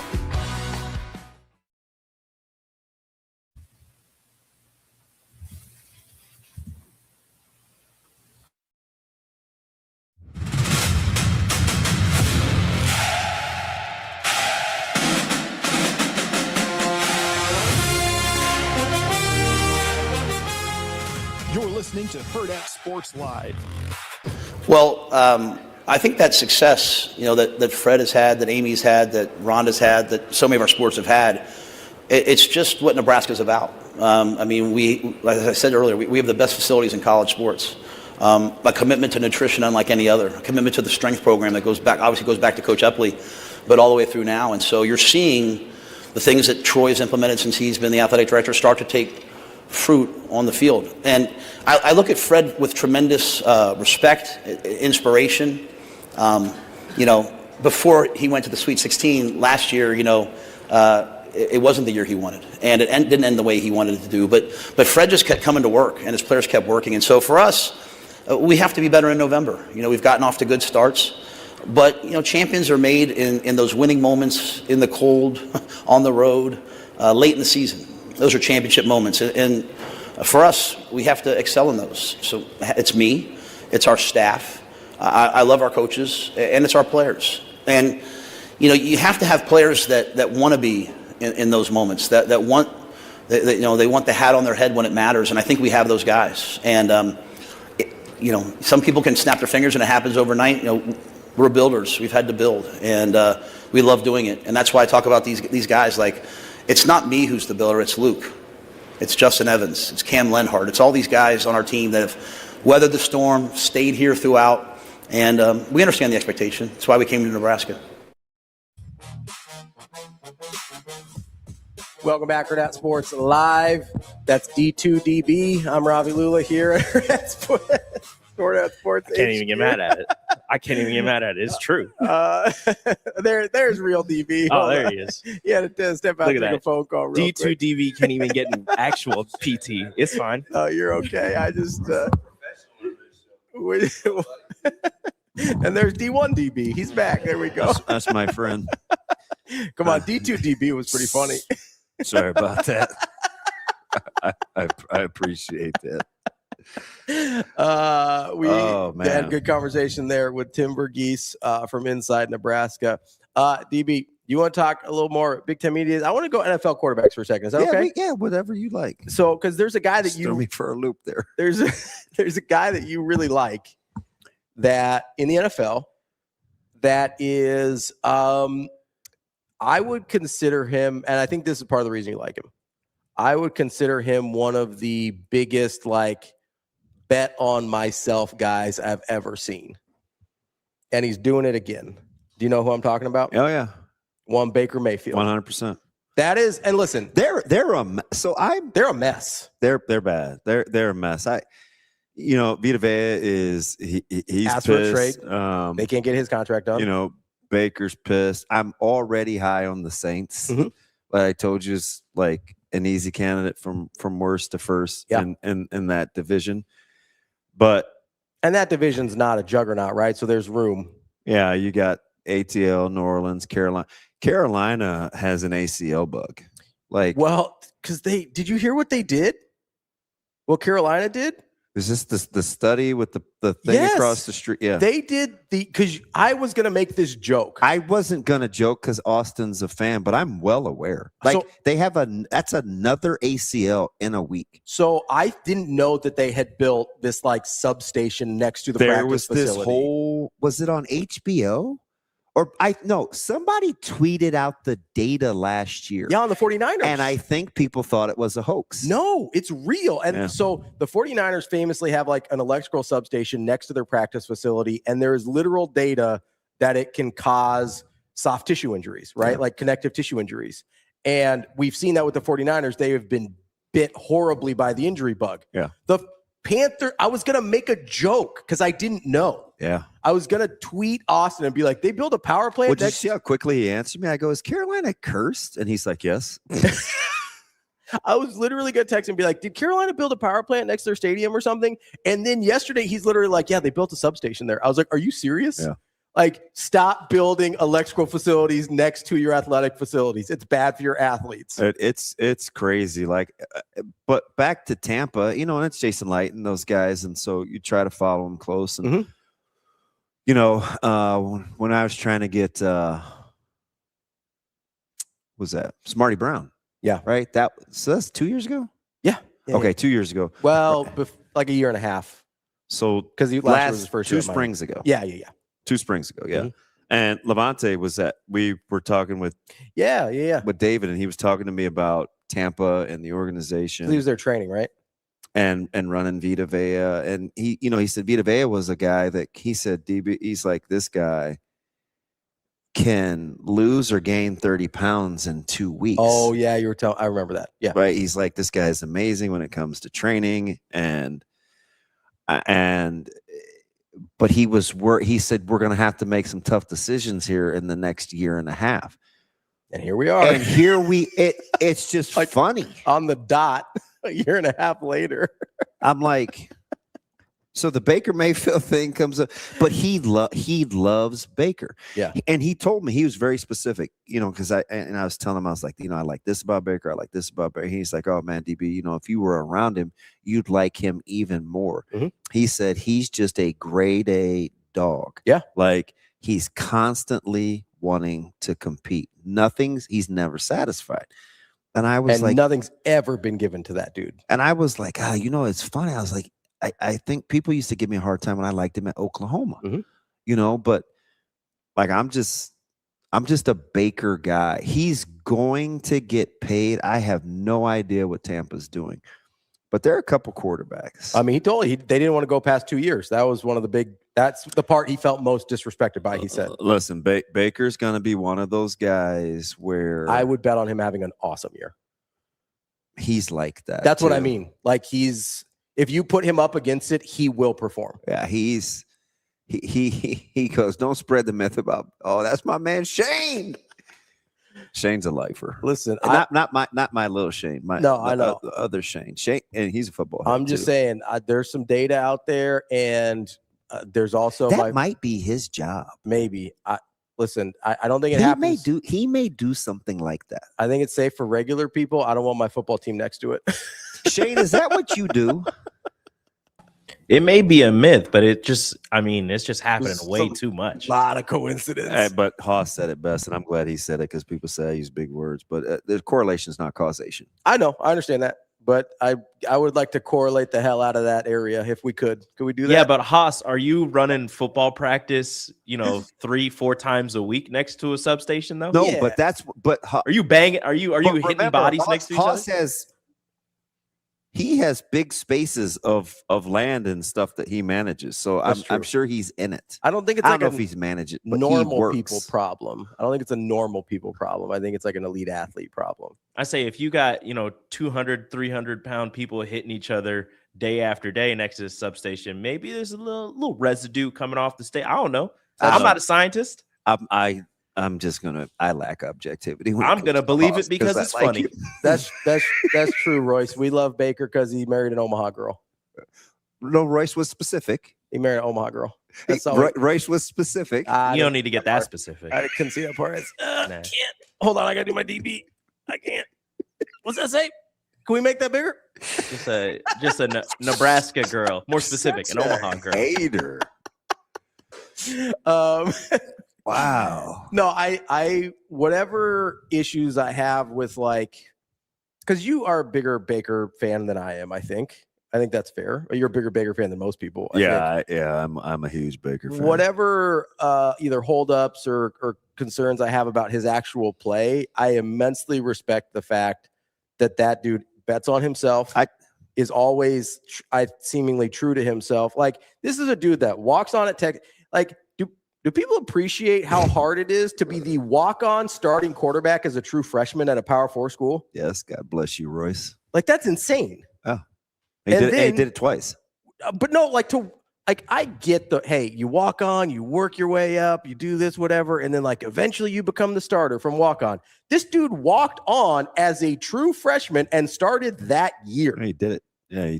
Then he just picks up. He's like, "Oh, you guys want to put me on scholarship or give me the starting job? Cool. I'll just go to Oklahoma, a team that's better than you." And just showed up on Bob Stoops' doorstep. It's like, "I'm your quarterback now," and then had 2 or 3 of the greatest quarterback years we've ever seen at this level, and then goes number 1 overall, gets written off by the Browns, gets written off by the Panthers, goes and wins a game on 2 days of practice in LA, and then turns into this other version of his career in Tampa. Like, whatever issues I have with like the actual play, like that's a dude I can ride with just in terms of how he operates. You know what I mean? Yeah. He's the guy that I said what quarterbacks should start doing is like those NBA deals where you do the 2-3 year contracts just with huge money. Yeah. And get the guaranteed money. Yeah. And keep it moving, right? I think it would help the organizations, and it's clearly going to help the quarterbacks because they want the guaranteed money. What's a number you think that he and the organization could both, because he was clearly upset about the 2 years, so you got to go at least 3, right, in his mind, to not feel disrespected. Like, where at that point are you like, okay, that's a place we can all land and be happy? You think he could take the option? 2 and a player, like a player, or a mutual? The player option? I bet he would do a player option because then it's on him. It's not guaranteed unless he picks it up, but I don't know. 2 and a player option I think would work. So you know what's. Do you think he'd do 40 a year, or does he need 50? Hang on. Go ahead. People say a lot of disingenuous things, so I'm just going to correct this and move on. Nobody in this room, so maybe you mean other people at Hurrdat, Homer, would tell you that 6 and 6 is progress without seeing it. So now if you started 0 and 6 and then won 6 in a row to end the season, I may try to convince you that that's progress, but don't just lie with blanket statements to be funny, right? Like, I put up with you because you're harmless, but let's not just all and out lie. That's the reason I'm upset. You took my spot. I was gonna have a field day. Like, you can't give like that. That's just not that smart. Like, I'm not gonna breathe life into that. Yeah. But anyway, like, for Burrow, this was just on Get Up the other day, right? It's like, if I'm Burrow, and I actually think he's my pick for MVP. I think. You know me, I love Joe Burrow. They bring back all 11 starters on offense. They completely revamped that defense. I think Cincinnati wins the division. I hope I'm wrong, but if they don't get there, let's say Cincinnati kind of they flub it up, can't get stops, whatever. He gets hurt, they can't protect him. Like, it's only about a $23-24 million difference next year to keep or get rid of Joe Burrow. So Cincinnati would do everything they could to keep him. But if I'm Burrow and I don't get what I want out of this year. Yeah, if you're still running for your life, I'm taking that option. I'm going to get paid. Go get paid and go get somewhere you might actually be able to. So I don't know. I don't know why more quarterbacks wouldn't do that though. Is make it more basketball-y. I think that look at Stafford. Difference, I would imagine the difference is the guaranteed money, especially over long term, is more important to football players because of the nature of the sport. Yeah. Basketball, I understand, but it will shift until now. NFL's trying now. You are seeing, look at what Jalen Carter just got paid, and it's all guaranteed. Yeah. Let me see the numbers on Jalen Carter's contract. And I think it's a 4-year deal. 4-year, 152 is what it looks like. It says why wouldn't you do those? If you can, it's not all guaranteed. I think it's 106. Yeah, I was going to say 3/4. Yeah, which is especially for a defensive lineman, that's a lot. Usually the quarterback. It's incredible. Yeah, usually that's a quarterback percentage of guaranteed money. So why wouldn't more people do that? I think especially in football. I think a lot of the thinking is you want the longer term security. But the NFL is now, with these contracts, seem more willing to cough up some guaranteed Skrilla. Well, yeah, especially if you're going to give up years on the back end. Why I not? think people are okay with it. Listen, if I get the same amount guaranteed, I'd rather take it over 3 versus 5, right? If I'm a player. Yeah. I don't care what the big, sexy headline number is. I'd rather take 4 or 5 more million a year on a 2-year than stretch me 13 over a 5. Like if I'm Joe Burrow, I'm probably almost always going to take more money now. I get the headline for Joe Burrow says 275, but he got like 150 on signing. Like that to me is more appealing than the extra 125 on the back end that half the time they don't see anyway. 100%. Let's take a quick break here. We got Mike Sautter coming up from Hurrdat Sports and NebPreps. Gonzalez is going to get paid too as a corner in New England. I just did, I think. Did he sign it? I don't know if he signed it. Yeah, I think he's going to be the most. I think it's the highest paid corner of all time. Yeah, is I believe. We'll be right back. More Hurrdat Sports Live right after this.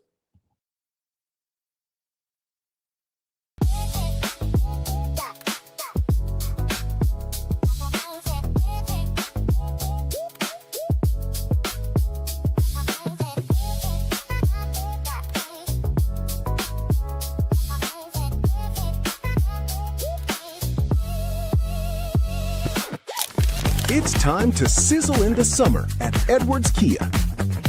Lease the 2026 Kia Sportage EX starting at $249 a month. Turn up the heat on your next lease. This July, the savings are as hot as the season. We've also got the 2027 Kia Telluride S starting at $449 a month. Don't wait. Sizzle into summer this July at Edwards Kia. It pays to make the drive to Edwards Kia.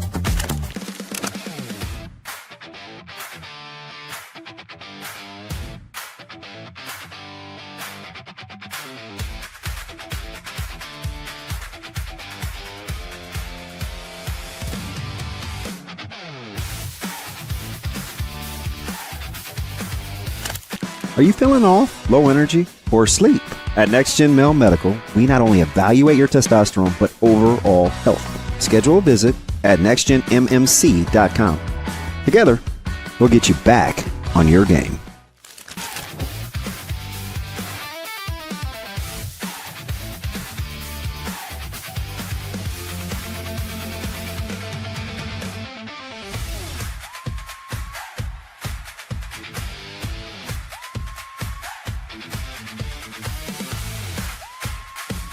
This shouldn't surprise anyone, but Harper Murray, Bergen Riley, and Andy Jackson were all named to the AVCA Player of the Year watch list. They're 3 of the 30 on this list, and it got me wondering, when was the last time a Husker won that award? And that would be Sarah Pavin back in 2006, and then Christina Hoteling in 2005. Honestly, that was pretty surprising to me that you have to go back 20 years for a winner from Nebraska, but maybe this year that can change. Olivia Babcock won it in 2024 and 2025, and Sarah Franklin took home the honor in 2023. Is this the year a Husker takes home the AVCA Player of the Year award?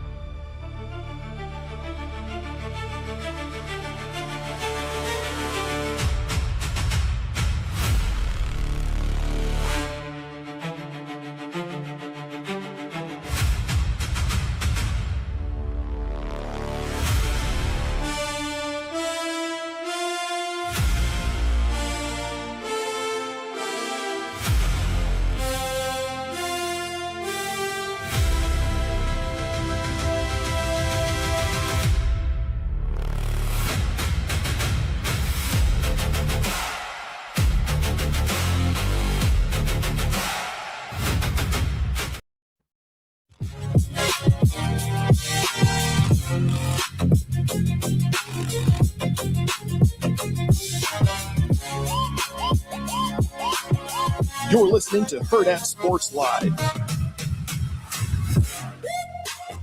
Welcome back, Hurrdat Sports Live, presented by NextGen Mail Medical. That's DB. I'm Ravi Lulla here at Hurrdat Sports HQ. We are joined now by Mike Sautter from Hurrdat Sports and NebPreps. Mike, what's going on, buddy? How we doing?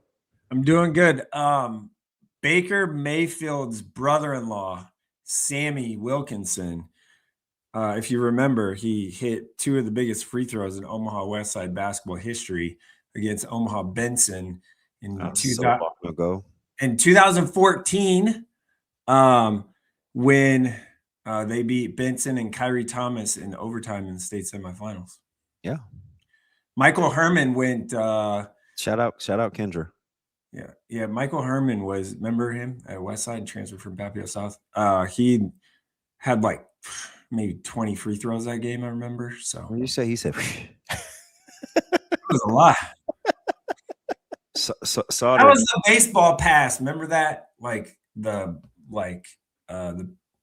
game that had the baseball pass from like the baseline. I forget who threw it. No, Jake Myers threw it. The baseball player. So he threw it, and I forget who caught that corner three. He said, "Duh." Yeah, I'm talking to myself right now. How are you recovering from last weekend, man? There was a lot of videos of you getting dehydrated. Yeah, I feel great. I feel great. Feel great, man. My time on a kayak in Okoboji is always a good time by myself, and I hope the people that I guess I randomly choose to send videos of me. When you get an again from me, like I'm impressed. That thing wet. I mean, what are you gonna? It was every day, right? And it was 100 degrees outside. So I was like, again? He's like, bro, I'm here till Tuesday. I was like, no, I thought it was like a weekend thing, and then they just kept coming. I was like, oh my god, are you gonna survive? Me too. Like, I did not have any idea you were gonna be there that long. I thought it was like a Friday, Saturday deal, and it just kept happening. That fridge was full. Had to be. Well, it was empty. I was gonna say, how many restocks you have to go through, man? None. No, let's see. I bought the big thing, like 36 pack or whatever from Costco, and that was gone on Monday afternoon. And I started on Friday, so averaged that out. Threw a couple margs in there, and I can't believe you talk like this. Margs. That might be the most Sautter thing ever. Hey, you want super white thing to say, by the way. You want some margs? Some margaritas? Margaritas? Is it my saying right? Whatever. I think no. You be you. Say margs. It's fine. Don't let him bully you. Roll your R's a little bit more. Here we go. You say it, Rico. Let me hear you. You say it, Rico, like a real Puerto Rican. Margaritas. There you go. That's what I was looking for. Oh my gosh. What is going on? And so yeah, I mean, I was out, and then I had to say that again, Suave. Margaritas. Oh gosh.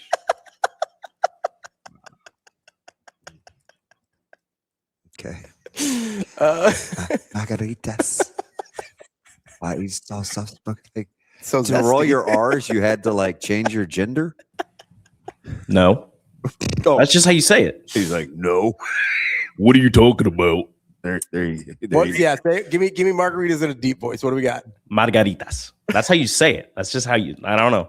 Margaritas. Is that what you want? Is that what you want? Yes, that's what I want. You want to be an old flabby man on the beach with his chest hair and his gold chain? Margaritas. Dame más margaritas, por favor. Margaritas. There. Margaritas. Yeah, okay. All right. I'm gonna read a yawn up out of here. So how's the Camp Confidential schedule coming, Jerome? The Camp Confidential schedule is completed. Believe it or not, I had a couple coaches that just didn't respond to me for it. So I had a minor adjustment that I had to make because I got the dates got confused on the times, and because some schools can they have a half day of school the first day, and then they practice at 1:30 or whatever. So I had a couple of 8-man schools I wanted to hit, and I'm not going to be able to get to both of them. but I'm pivoted and I'm gonna go see a C1 school that should make a run maybe this year. Who is that? Pierce. Oh yeah, I can see that. Back in Blue Jays, back to restoring order.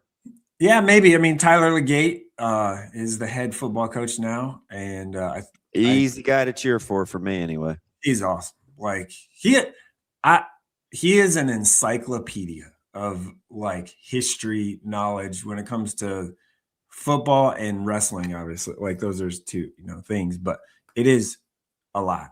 Like he is just, man.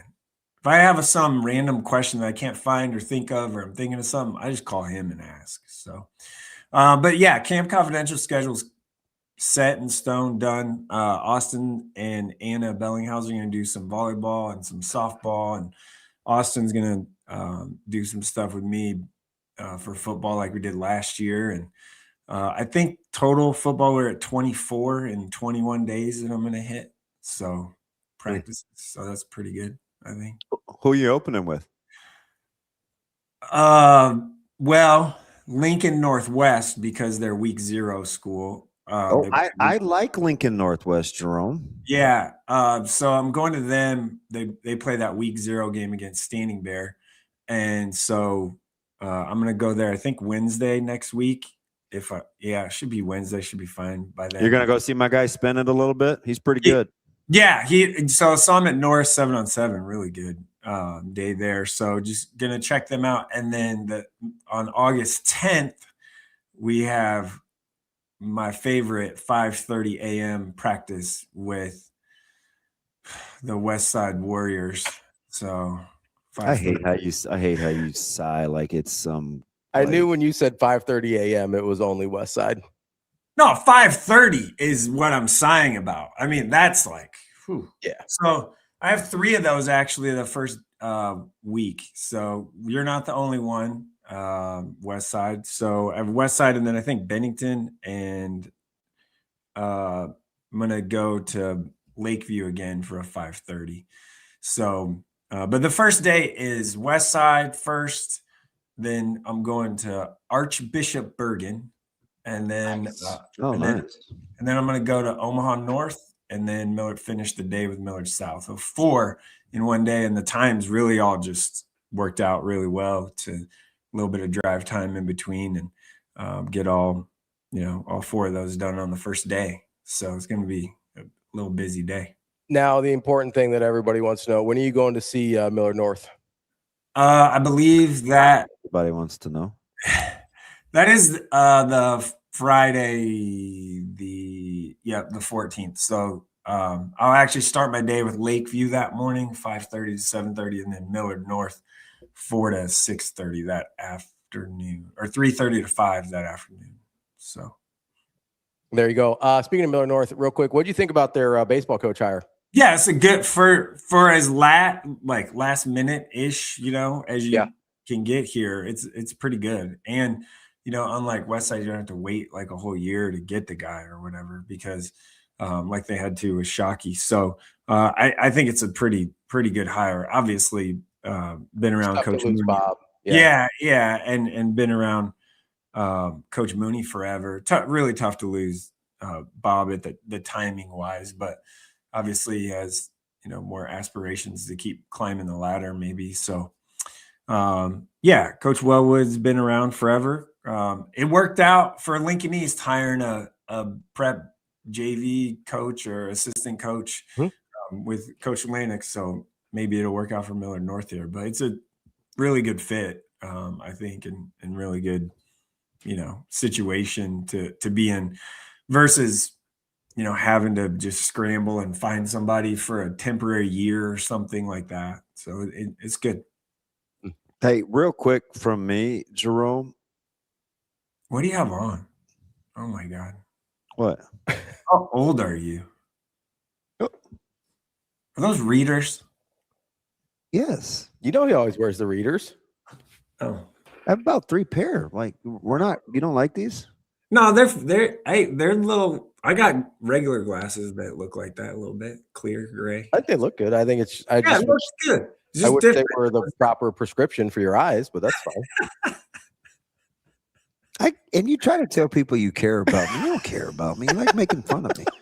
All right, sorry. Go ahead. I interrupted you. Last one for me, Jerome. You mentioned North. I don't know about flying under the radar. That's kind of like this popular term, but North's got good players, right? I like the quarterback situation. Like quarterback situation's really good. Really good. Is it just because we talk about Millard South and West Side that we don't talk enough about and Prep? I definitely put Prep. Yeah, you like Prep. Yeah, I like Prep a lot. Not just because we open with them, but I mean Elkhorn South, it gets some run. Like I asked you about Bellevue West a couple weeks ago. Let me ask you about North. Yeah, Yancey is a really good quarterback. He might be, the next sort of guy. At least I think he's got some level. I like Dom quite a bit. Yeah. Some level of Division I, if it's FCS or, whatever it is, I think he can hit that level maybe. Obviously they always have running backs. They got like 6 of them all the time. And they're always going to be big up front. It's just a matter of like their pass catchers. Can they do that? From what I saw 7-on-7 wise, you don't have Darren Jones was pretty good, pretty big loss. He'll be traveling for Iowa this year. I mean, like he's gonna be special. So how do you kind of replace that? Because he was their go-to receiver too last year. So, and keeping it together, right? Like there's just a couple of 7-on-7 things I went to with them. There's just a lot of extra, which Coach Martin will likely get that reined in because he's that guy. So I think they have a chance to be pretty good and pretty not special, but pretty good, and be really scary. So, I'll wait to give my overall thoughts on, West Side and Millard South after seeing them actually, practice with linemen, because I haven't really locked in on all that yet. So I'll wait to give my observations, if you will, on those 2 that everyone, is anointing at this point, which I think rightfully so. But so I'll wait to give all that. But I do know this, like Millard South defensively backing up what they did last year is going to be nearly impossible. So that'll be hard to do. And then I do believe Westside got a little better, a little older, a little more mature, particularly up front.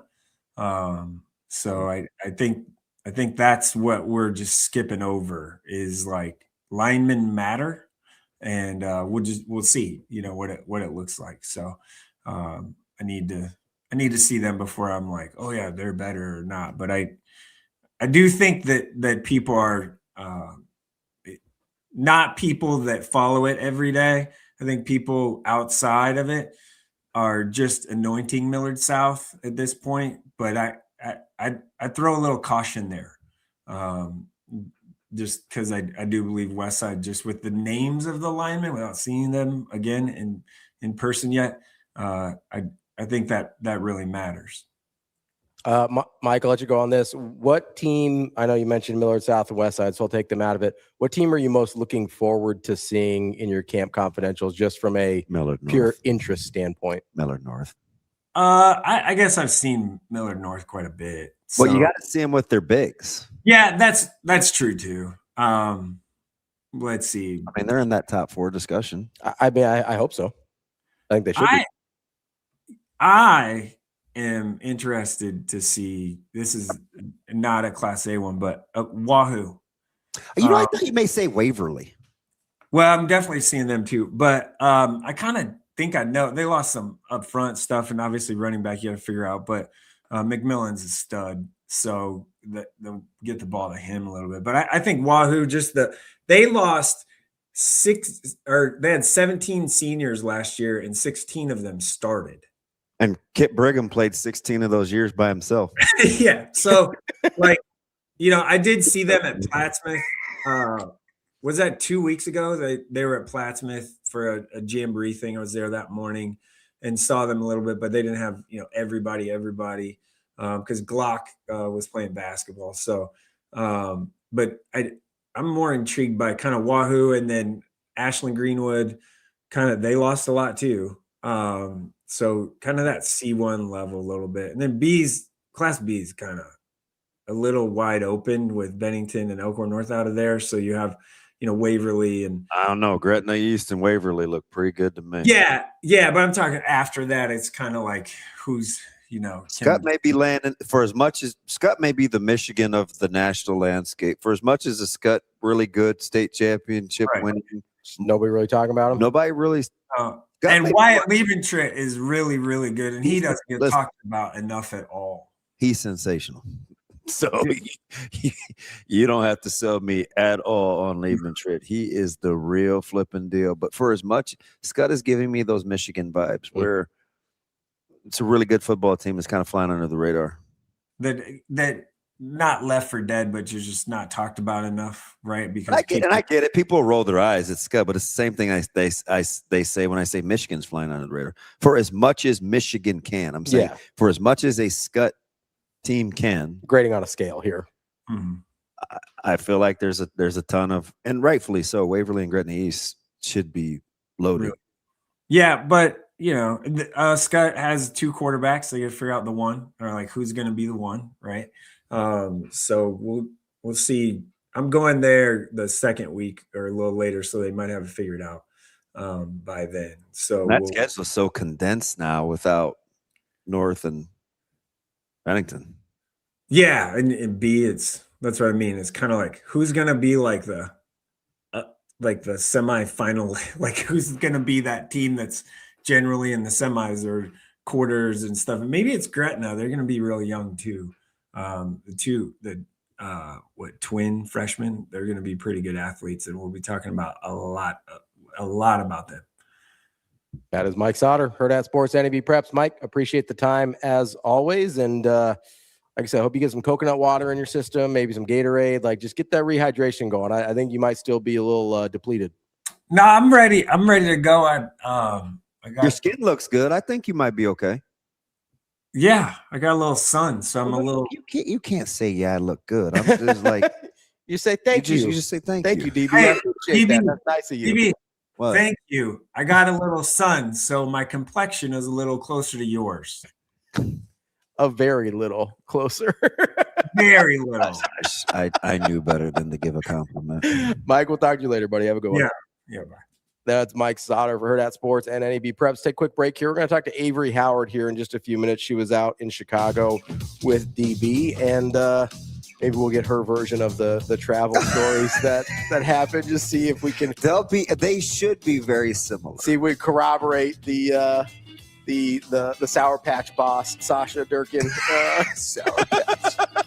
Wait, can I get the real quick rationale on that again? Is because it starts out like it's okay, and then you get down to it. Yeah, it's like the commercials, right? It's like sometimes they're sour, sometimes they're sweet. Yeah, it's like sour, sweet, gone. Like that's what they say about it. All right. Oh, Sour Patch. She's more nice. She's more sweet than she is sour. Yeah, that's why she's Sour Patch boss, not a Warhead boss, right? Like, yeah. Oh, she was a Warhead boss. Be out of here. I've had a Warhead boss. You had those before. There were some Warhead tendencies yesterday. Aren't those the exploding ones like me? No, those are the like super sour ones. Oh, yeah. All right. We'll be right back. More Hurrdat Sports Live.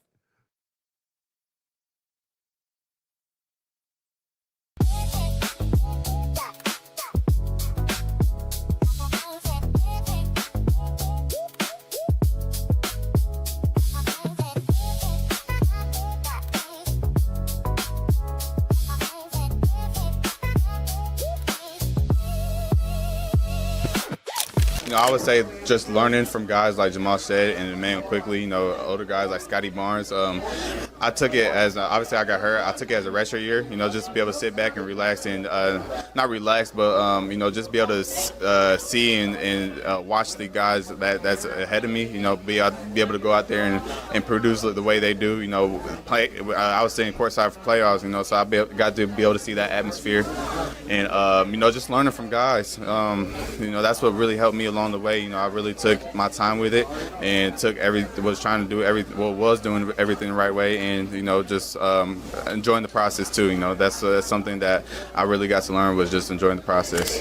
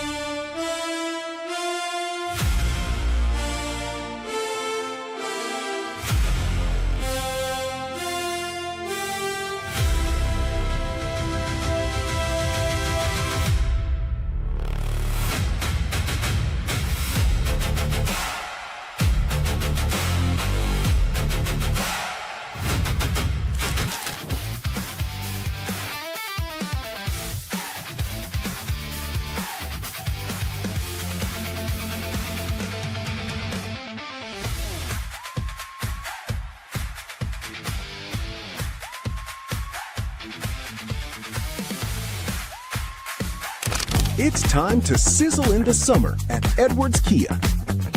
Lease the 2026 Kia Sportage EX starting at $249 a month. Turn up the heat on your next lease. This July, the savings are as hot as the season.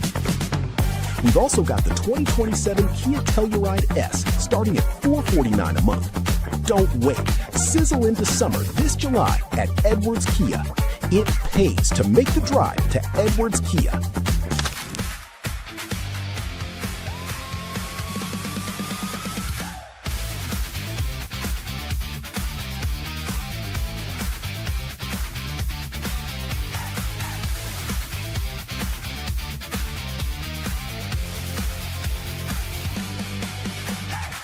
Everyone's talking about peptides. You are doing it right. At NextGen Male Medical Clinic, peptide treatments are clinician guided, tailored to your goals, monitored for safety. Call today or visit nextgenmmc.com.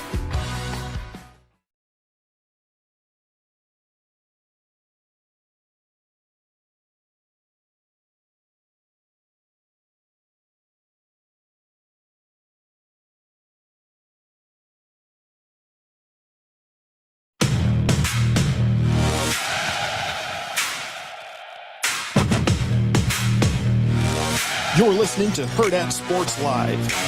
I think sometimes, like, we always think of, like, hey, we got to, we have to change something. Like, to me, like, you win in November by being the better football team, and so, like 2 years ago, we beat Wisconsin for the first time in 12 years in November, like, to be bowl eligible. And on that day, we were just the better football team. So to me, like, we look at everything, right? Like, the sports science guys come in, the strength coaches come in, everyone now has Claude, so they all have 1,000 theories, and which is great. So it's like, we're looking at all this data, like, how can we do things better? But at the end of the day, like, the game still comes down to, like, who blocks, who tackles, and, like, I believe that players win games. And I think, I think we're third in the Big Ten in terms of experience. Last year, we were one of the youngest teams in the Big Ten. Pat Stewart, our GM, Keith Williams, our director of personnel, they've done an amazing job of retaining our players. Our guys, they could have gone other places, but they wanted to stay. And we brought a bunch of guys in. And so, we'll win in November with our guys up front. We'll win with a great offensive line. We'll win with quarterbacks who make plays, receivers who go take that ball. Like, we'll win with Ja'Cory Barney returning a punt for a touchdown. And so I don't think it's necessarily something different. It's just doing what we do better than we did it before. And I go back to Luke and Justin. They're great examples.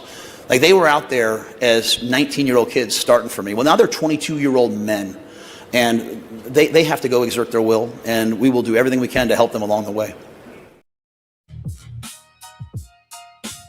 Welcome back, Hurrdat Sports Live. That's DB. I'm Ravi, Lulla here at Hurrdat Sports HQ. Reminding you, give our friends over at NextGen Male Medical a call, 402-614-9700. Have you made your trip this week? You got to go still. I'm literally just trying to map out this. I was going to give you the rundown. Yeah, you're a little packed today. Until like 2:30. You should have some time after, though. They're open after that. Yeah. It's funny. Like, going out there like 2:30 or 2:45 seems like the end of the day late for me. Well, I mean, we've been up for a while. It also, I'll be honest, you go out like mid-afternoon or later on a Friday, like, they're ready to go. Yeah. Like, they're ready to go. I can tell. It's happened to me once or twice. No, they're terrific. They're like, no, it doesn't have anything to do with the time of the day. It's just you. Okay, that's fine. Give them a call, 402-614-9700. They'll help you out, get you feeling your absolute best, whether it's, whether you want to be active, whether you just want to lose a little weight, you just want to feel a little bit younger. They've got you covered at NextGen Male Medical. I believe we are still waiting on Avarie. Do we have her? It looks like she's ready. Avarie Howard, Hurrdat Sports. What's up, Ave? How we doing? What's going on? You didn't get enough of DB over the weekend. You had to, or over the last couple of days, you had to come back for some more. Yeah, of course. I was fine. No, you were fine. You're fine. I will say you gave a pretty good play-by-play of our day yesterday. You did miss a couple things. So I'm just gonna. All right, what'd I miss? I thought for sure me running in heels was gonna make the highlight. It's fine. Whatever. That had to be miserable. Like, it actually wasn't terrible. But we had places to be. And then watching DB experience the outfits for Lollapalooza firsthand. if you don't know what people wear to music festivals, I can understand why this was a little bit jarring to DB. And then he did. Is that code for I'm old? No, but like on social media and stuff, like it's just, I don't know, like when people go to Coachella, it's all about the outfits and stuff. So yesterday you were seeing it firsthand and it was entertaining. And then DB did describe the sounds that he was making internally when he smelt bad things. No. He was doing that externally. He would walk by something DB didn't like, and what's the sound you'd make? I was like, it was your fake throat sound, right? Yeah. So like, we heard that a lot. So yeah, and then how can people be so like they're just not self-conscious and stuff. I'm like, I know you can smell that. Yeah, it was funny. Yeah. Anyway, and then you had a phone call at the airport that you didn't include. Who was that? It only happened like 12 hours ago. I forget now. Was it? He's a head coach now. Oh, yeah. I forgot about that one. I see. I better get that. Yeah. There's only a couple names that are coming to mind. Yeah. Okay, it was Marvin Jones. Oh yeah, that one. Yeah. It was like, wait, what? Okay. I thought. How many phone calls did you take at the airport? Well, I took that one. Mm-hmm. I took that one because that was a guy that famously told me he wanted to see my liver bleed when he was playing at FSU. And he happened to be in the airport at the same time. He's like, "Where are you at?"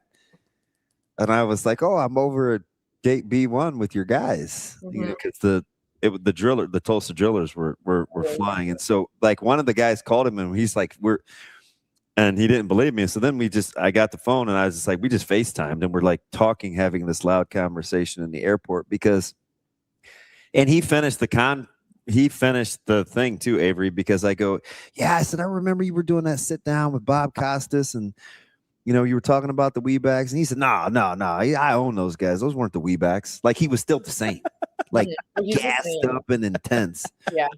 You know, because he famously told the pre-production broadcast group, you know, how to shut down the Weebacks, and he said, I think I could stop the world from spinning if I wanted to. He was still really intense, little gray in the beard, but yeah, I mean, he was real close to the camera too. So I was like, hey. The best part is, I think you told everyone we were on standby for this flight. We rushed to get to this gate, and the flight before us was like, they were getting off the plane, so we had time. But then, mind you, the Oilers walked up. So then DB gets on the phone with Coach Jones as they're on the last boarding call. So I'm about to miss the flight. Anyway. Yeah. So anyway, I think everyone understands how our day went now. But yeah. Did I accurately describe our boss? Yeah. Yeah. Yeah. Honestly, I don't know if I knew how chaotic yesterday was, because I would look around and you guys were just like gone. So it was like, tough. But I'm sure they're doing something. And I told the guys, I was like, either Avery's that chill or she's just not paying us any mind, because she didn't seem to be in the fray. Here's the thing. When you travel so much, like whatever's going to happen is going to happen. So it's just like, I'll let you guys figure it out, and whatever plane we get on, I'll get on it. So I am not, this is total first world problems, but I am not as familiar with the commercial nuances. I was stressed. DB doesn't have to navigate a lot of airports these days. You know, that's not. I've had a couple of hiccups the last couple of times out. Yeah, the last 2 times you've flown commercial out of the last like 40 times you've flown. Yeah, what did you say the other day? You like I don't know, it might be like 2 years. I haven't been here in a long time.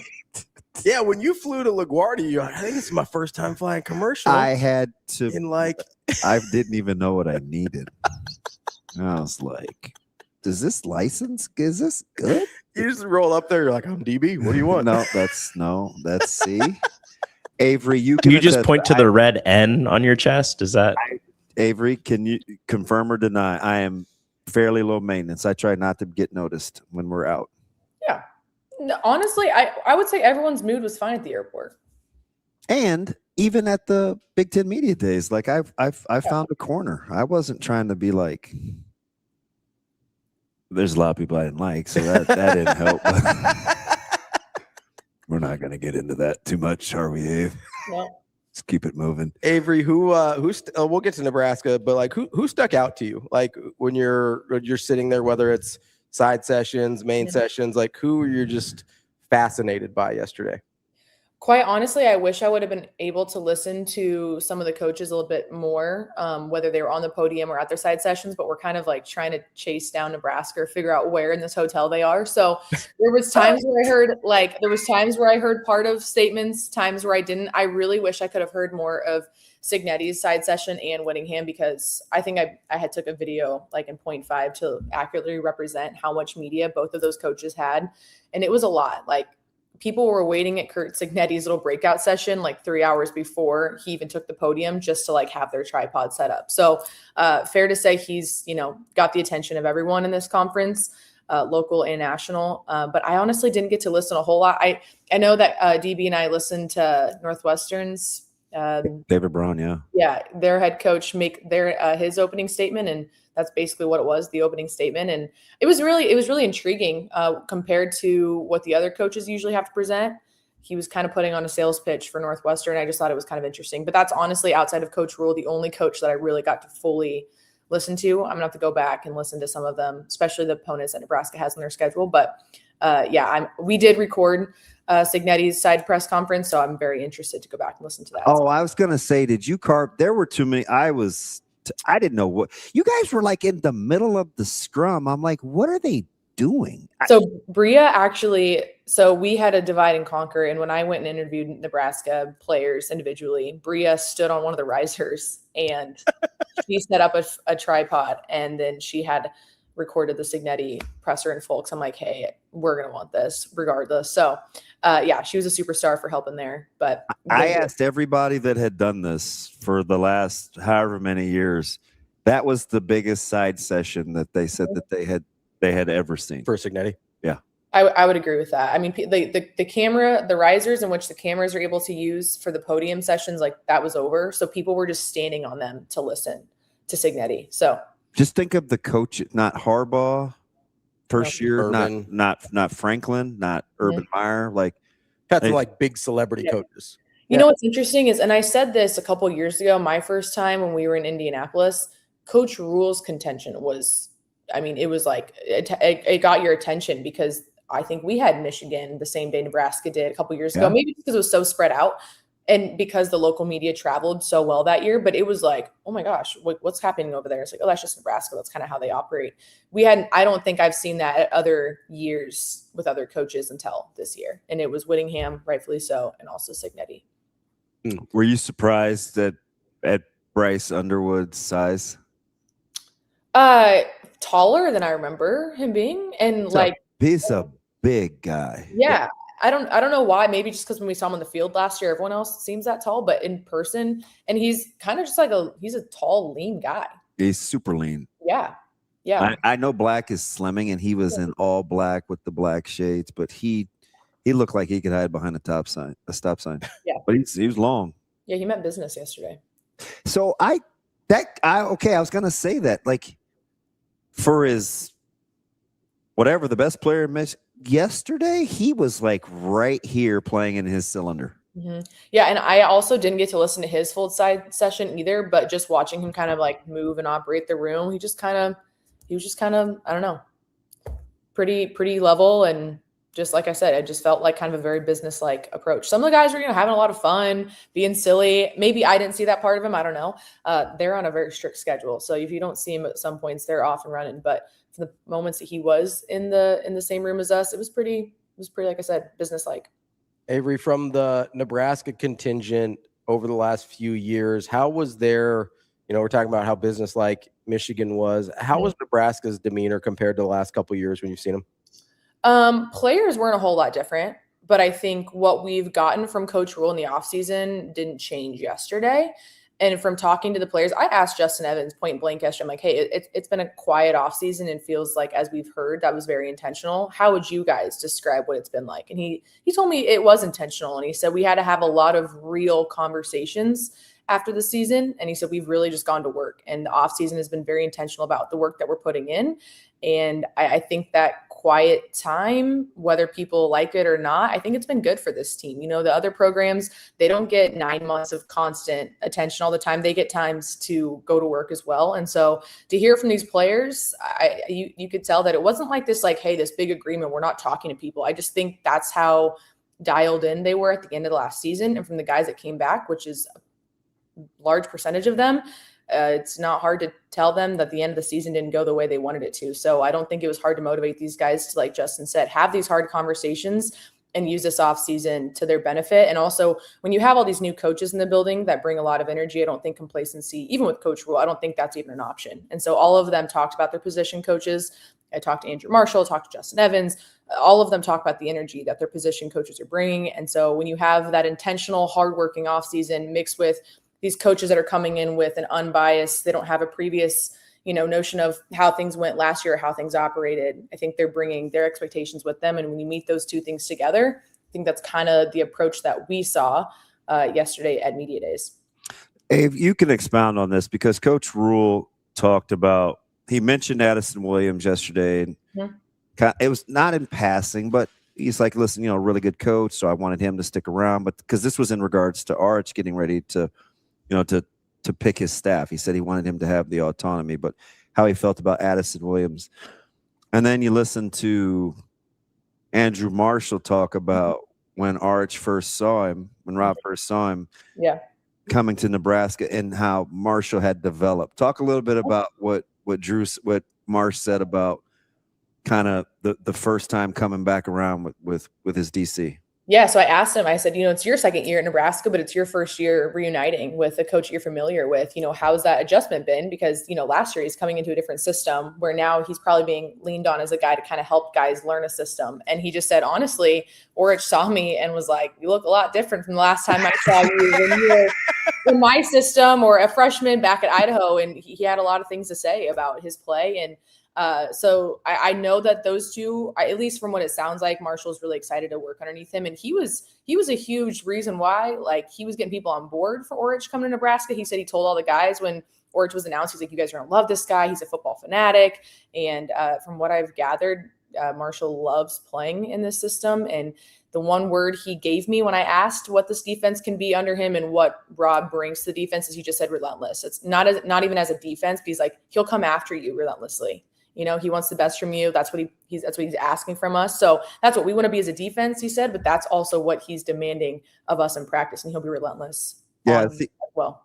The practice, the real life thing is, and people don't want to hear, you get these people who are like, talk is tough, just play, and it's like, those are people that haven't had to teach anybody or do anything over time because they don't understand the methodology. Right, because their other option would be like, so what do you not want them to say? Anything? Like they're at the podium, there's a talk like, talk is cheap. Like we've seen the guy go out, and we've seen it happen when people don't talk and they don't give statements. We don't like and then that either. We don't like that either. Then they do talk, and it's like, you guys have clearly never had to bring people along, because I always ask, what are you doing in the meantime while you're trying to win games? And I think it's fascinating that Marsh was like going to bat for Rob, and Rob's probably thinking when he gets there, there's no way this Andrew Marshall is going to be playing for me when he left Idaho. And then you like roll tape and he's like really good. And Rob's like, oh my gosh, like this guy's gotten significantly better. Yeah. You can almost hear to a player though. And I think this is real about this offseason in particular, because I've heard it from guys that come home and eat with the other guys in my house. The one thing I think that they all talk about is the guys running the OTAs in the drills, like being relentless is a good word. Like they just worked. You think that's because of where they had come from, or the new voices in the building, or combination of both? Because if you look at Luke's physique, right? Like 100%. Yep. Or Justin talking about having to match Wade and Teasley's juice in the offseason, right? Like combination of both? Yeah. My mind goes a lot of places here. One, I think that's interesting you brought that up, because Rule mentioned in his side press conference yesterday, they have, what is it, the seniors or the fifth year guys come out to Philly? They went to, so cool. And so they're out there for 4 days, 5 days, hanging out with Rule, and is it his family maybe? Yeah. Yep, you've got NFL guys. It's like a 2 or 3 day deal. A couple days they're out there, and they're just going through life after like the what's next phase. Yeah. And he said, talking to some of the guys when they were out there, they mentioned the OTAs that the guys at the team back here were running. He's like, oh, I didn't demand that of the leaders on the team or whatever. Like, I didn't know you guys were doing that. So there was some things that had been going on with the team internally when it was just player-led stuff, which I think that's one term we've heard the last few years, but I think that defines player-led. So there's that aspect of it. And so maybe that's why the extra OTAs, the camaraderie that's being built here, but also just if they're getting more work in on their own without, and I think you mentioned this too, after the spring schedule and how they changed it, it actually gives them time to do these kind of things. And the coaches can't be there at some points during the summer. So it's on them. And if that's the choice they're choosing, I think that's a good sign. And it probably leads to why so many of the guys yesterday had mentioned that they can throw out the word brotherhood or a tough knit group or whatever, like they have in the past. But Luke was like, I've been here since the start and I can tell you how this one feels. And it feels different from the locker room feel. So I think there's something to that. And then I asked Andrew Marshall and I said, hey, who are the leaders on defense with you this year? Because there's a lot of new faces. And as much as he named some of the names that we've heard that have been in the program, a lot of them were transfers. And you have Chambliss on there, you have Vic Evans, and he even named guys on the line. He's like, we're all. He dropped Vic Evans. He did. Yep, he did. And I'm telling you. Yeah, and he said, down to the guys on the line. He's like, we're really cohesive because we know that to be good on defense, it starts with those guys up there, but we've got to help them. And so there's a cohesiveness even with these transfers. And so I asked Coach Rule, I'm like, hey, I asked Andrew Marshall who some of these leaders are on defense, and the first 5 names he mentions are transfers. Why do you think they've been able to come in, be leaders, and also feel welcome in this program? He's like, well, one, I don't think that's a new concept because you get a lot of transfers year in and year out. But he's like, I also just think you have guys that are in this system, and he named Owen Chambliss being one of the smartest football players he's ever had / coached. That's also leading this group because he knows the defense. So I think there's a mix of a lot of things. I think you have guys that with a lot of knowledge, I guess I'm speaking on the defensive side right now, but there's guys with a lot of knowledge that are in Orch's system that are leading these OTAs. So you have a cohesiveness, guys wanting to learn more. They want to understand it. And you have guys who've played in the system. So you have players who can attest to why it's worked or how it works or whatever that may be. And then like you said earlier, you've got guys that are leading things on their own, and that gives them more time in the weight room together, on the field together. So I think we're seeing it, like you said, in the physique of these guys, but there seems to be a little bit more of an energy or a connectivity between them. And I think it's also player led. It's just so long. It's just from an experience standpoint, it's such a long time to spend together where you can end up not liking each other over time. Yeah. Right. So you have your strength and conditioning and your nutrition staff. They're running this thing, and the players. It's almost like, I don't know. This might be wishful thinking, but it kind of sounds like this was the result. It's almost like they want to weed you out before it gets to be super crunch time. Yeah. Like if you're not about this life, we need to know now. Then we need to know now. We're just not going to be able to rock with you in fall camp because we've seen it kind of peter down the stretch before. I think they're trying to build up some calluses now, literally and figuratively, because we heard Coach Rule speak so clearly about what it takes to win in November and to be better in close games. Yeah. And Luke kind of talked about that actually a little bit. And he said in their strength and conditioning program this year, there's been some very intentional additions or numbers mixed into how many reps they're doing or the kind of workouts they're doing, because he's like, we're learning about how to train our mind as well in these moments about what it takes in November or the fourth quarter. And I think that's interesting mix because you hear that, right? So he gave a very specific example. They did 16 reps of leg press of their day. 16 is the amount of games they hope to be playing at the end of the season. He's like, is it something your body can do? Yeah, but your mind stops you. So we're learning to expand the grittiness and toughness of our mentality. And then he said, I guess it was Coach Rule, not Luke, but he was like, we don't have to change everything. We don't have to scrap everything. It's essentially just making sure that the fundamentals are still good when it comes to the time when it is November, when it is the fourth quarter, and then the things that you're focused on early in the season, why do you scrap that later in the season when, you have crunch time? And so I think there's a lot of the word we heard a lot yesterday was intentionality. And I think we're seeing it from the players and whatever that may look like right now, whether that's position groups, whether that's strength and conditioning, it's definitely in the forefront of their mind. They definitely know what the schedule is. They don't want to talk about it, but they know what it is. And they saw what happened last year, November. And so if they want to change that, they have to focus on it now. Right, poor Andy. Coach Rule almost snapped. But I think Andy asked the question so people could stop talking about. I almost think, and I like AK, so maybe I'm being. Give him the benefit of the doubt a little bit. I think he took one for the team. A little bit. So we could stop talking about it because Coach Rule said in the spring. Came unglued. He said it in the spring. Coach Rule told us that point blank. And Phil Snow, we heard from Phil Snow in the spring. He said it point blank. He's like, we can't. I mean, I guess I even said this. Like, we can't say that. Oh, we love the Big Ten, but then not be in the Big Ten. Like you don't get to claim the strength of the Big Ten, but then not want to play the strength of the Big Ten. Run from the schedule. Yeah.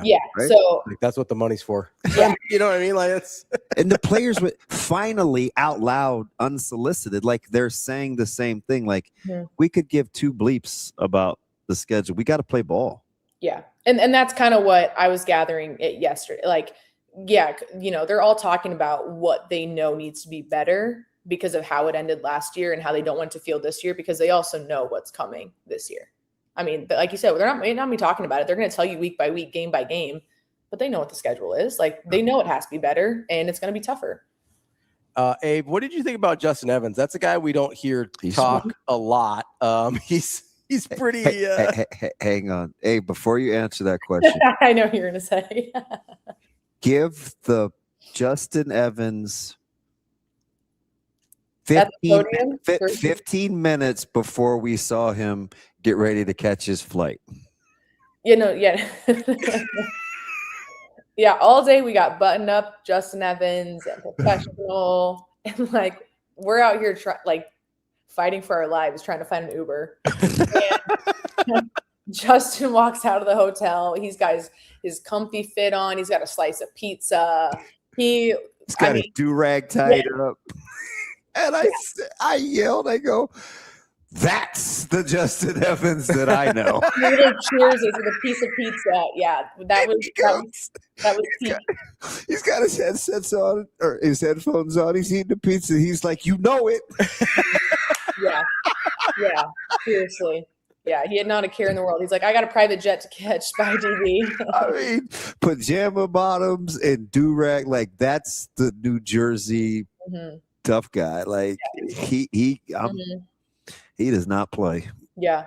No, he was impressive yesterday. And I really enjoyed our one-on-one interview because, he's going to his second year being a center and one of the highest graded right now coming into the season across the country. And I asked him just like what his comfort level is. And he's like, I feel a lot more comfortable. I feel like I've grown a lot. And honestly, a lot of it was how to lead a line differently. And he's like, they say that line all the time, that you got to have all the guys on the same page, but he's like, I've got to learn how to approach guys differently. And I've had to do that in the off season. There's some guys I can talk to a certain way, other guys I can yell at a certain way, and you got to learn that over time. And so he's like, I've had to grow as a leader to figure out vocally how to speak up, but I've also had to learn how to approach these guys differently. And I think that's what makes a good leader is he's not treating the whole line the same. You've got transfers in the room now. You've got guys you've worked with in the room now, and you're also being coached by a different position coach. And so I think he's taking all this information in, and it seems like he's adapting, and he's also approaching his players with the information that Coach Wade is leaning on him and the way he's coaching him to make sure that everyone else on his line understands it. So I thought that was really impressive. And also, it's really not hard to tell that they enjoy the connection that they're having with Coach Teasley and Coach Wade right now.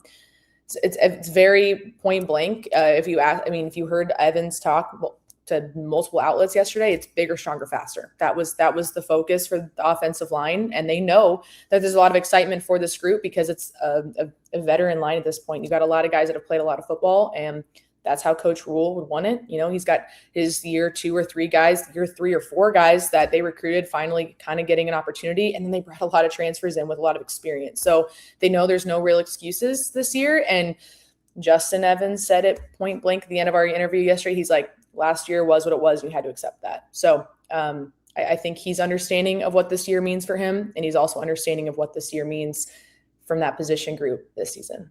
You know what? He said something off to the side in the morning when you guys were trying to corral me to do a real interview. I was talking to Justin on the side, and do you know who his numero uno is on the team? Like he said, that's my guy. He teaches me as much as I can teach him. He's my ride or die. Okay, give me. Is it on the offensive line? Yes. You wouldn't think of it because he wants his job. Sam Sledge. Sam Sledge. He's like, and he tried to tell me, because he doesn't really know my background of how familiar I am with the Metro, but he was trying to tell me how good Sledge was. And I didn't want to stop him because it's Justin. Yeah. But in my head, I'm like, oh no. You ain't got to tell me. You ain't got to tell me. Like, that dude's starting for anybody that's he's not playing behind Justin Evans. Like he's like, no, man, like we lean on each other. He knows this. He's so smart. Like he's a football guy. You can just tell he's been a lineman forever. And I like, but the cool thing about it, not because it was Sledge and I love Sledge, it's they play the same position. I heard a lot of that yesterday. So when you can love on a guy, I say, what's your line? When you can cheer for other people, when it may be at your own expense, that's when the magic happens. I think every single person said that yesterday. What's that? I think every representative for Nebraska mentioned that yesterday. See, that's a good sign that there's, and it was it unsolicited? Essentially, I mean, yes and no. I mean, people obviously ask Luke like what that room looks like because there's excitement in that room, that there's depth. But he very quickly went through what's in that room and what they're all good at. He even said Luke Sorensen's he's probably ahead of me physically. Probably, I mean, he likes to block. That's where I had to make my hay here. He went through and detailed the guys in that room and the depth there and how there's competition still, even though he's one of the main veterans in that room. And then you have Marshall, who basically lists out the entire secondary on who's standing out right now in terms of just understanding the defense, flying around, being strong, the way that they're understanding the defense, working together, wanting to fly around as a unit. He named basically everyone in terms of just how. I think that's so critical on a team where you have a lot of like competition. Like, I can't tell you how important that is. It's like the caulk in the tile. Like, it's just not going to work without. It folds everything together. Yeah, because they do have a lot of interchangeable good parts. Yeah, it's they all have a little something to prove. They all have a few weaknesses, a little something to prove where they need to get better. But without cheering for one another, like it can be divisive. Yeah. One name that I want to make sure we talk about too, and I'm interested, and I think he's a name that I'm watching for this season, is Jameer Khan. Because at the middle of last season, he was just helping on special teams.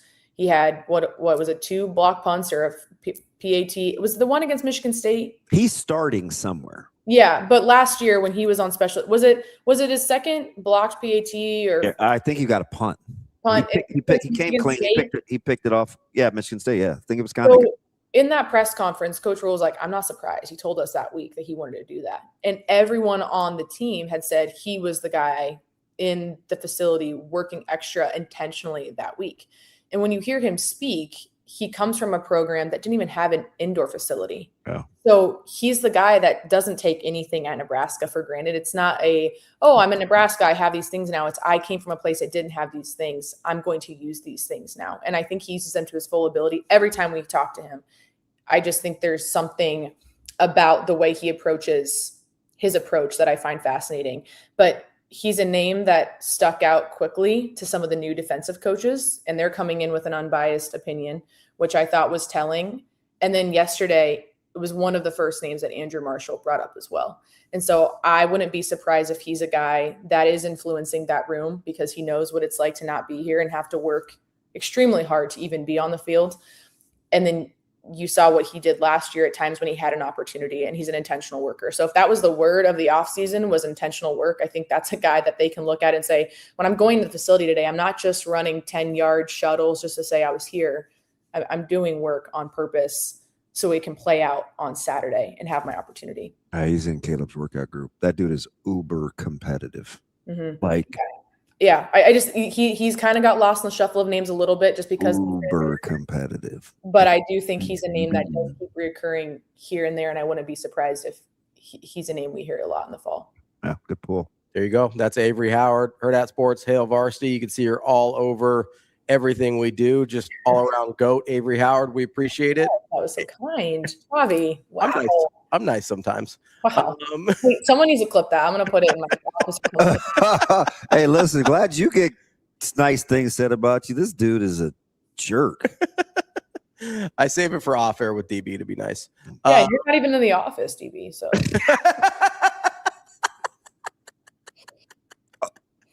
Never. Okay, guys. See ya. Have a good weekend. Bye. Throws a grenade and gets out. That's Avarie Howard. Wow. Just pulled the pin. See ya, DB. Yeah. Hit the music, Shane. You're just getting it from everywhere, man. Every day. Every day. That's DB. I'm Ravi. Lulla. We'll be back on Monday with more Hurrdat Sports Live. Have a good weekend, everybody.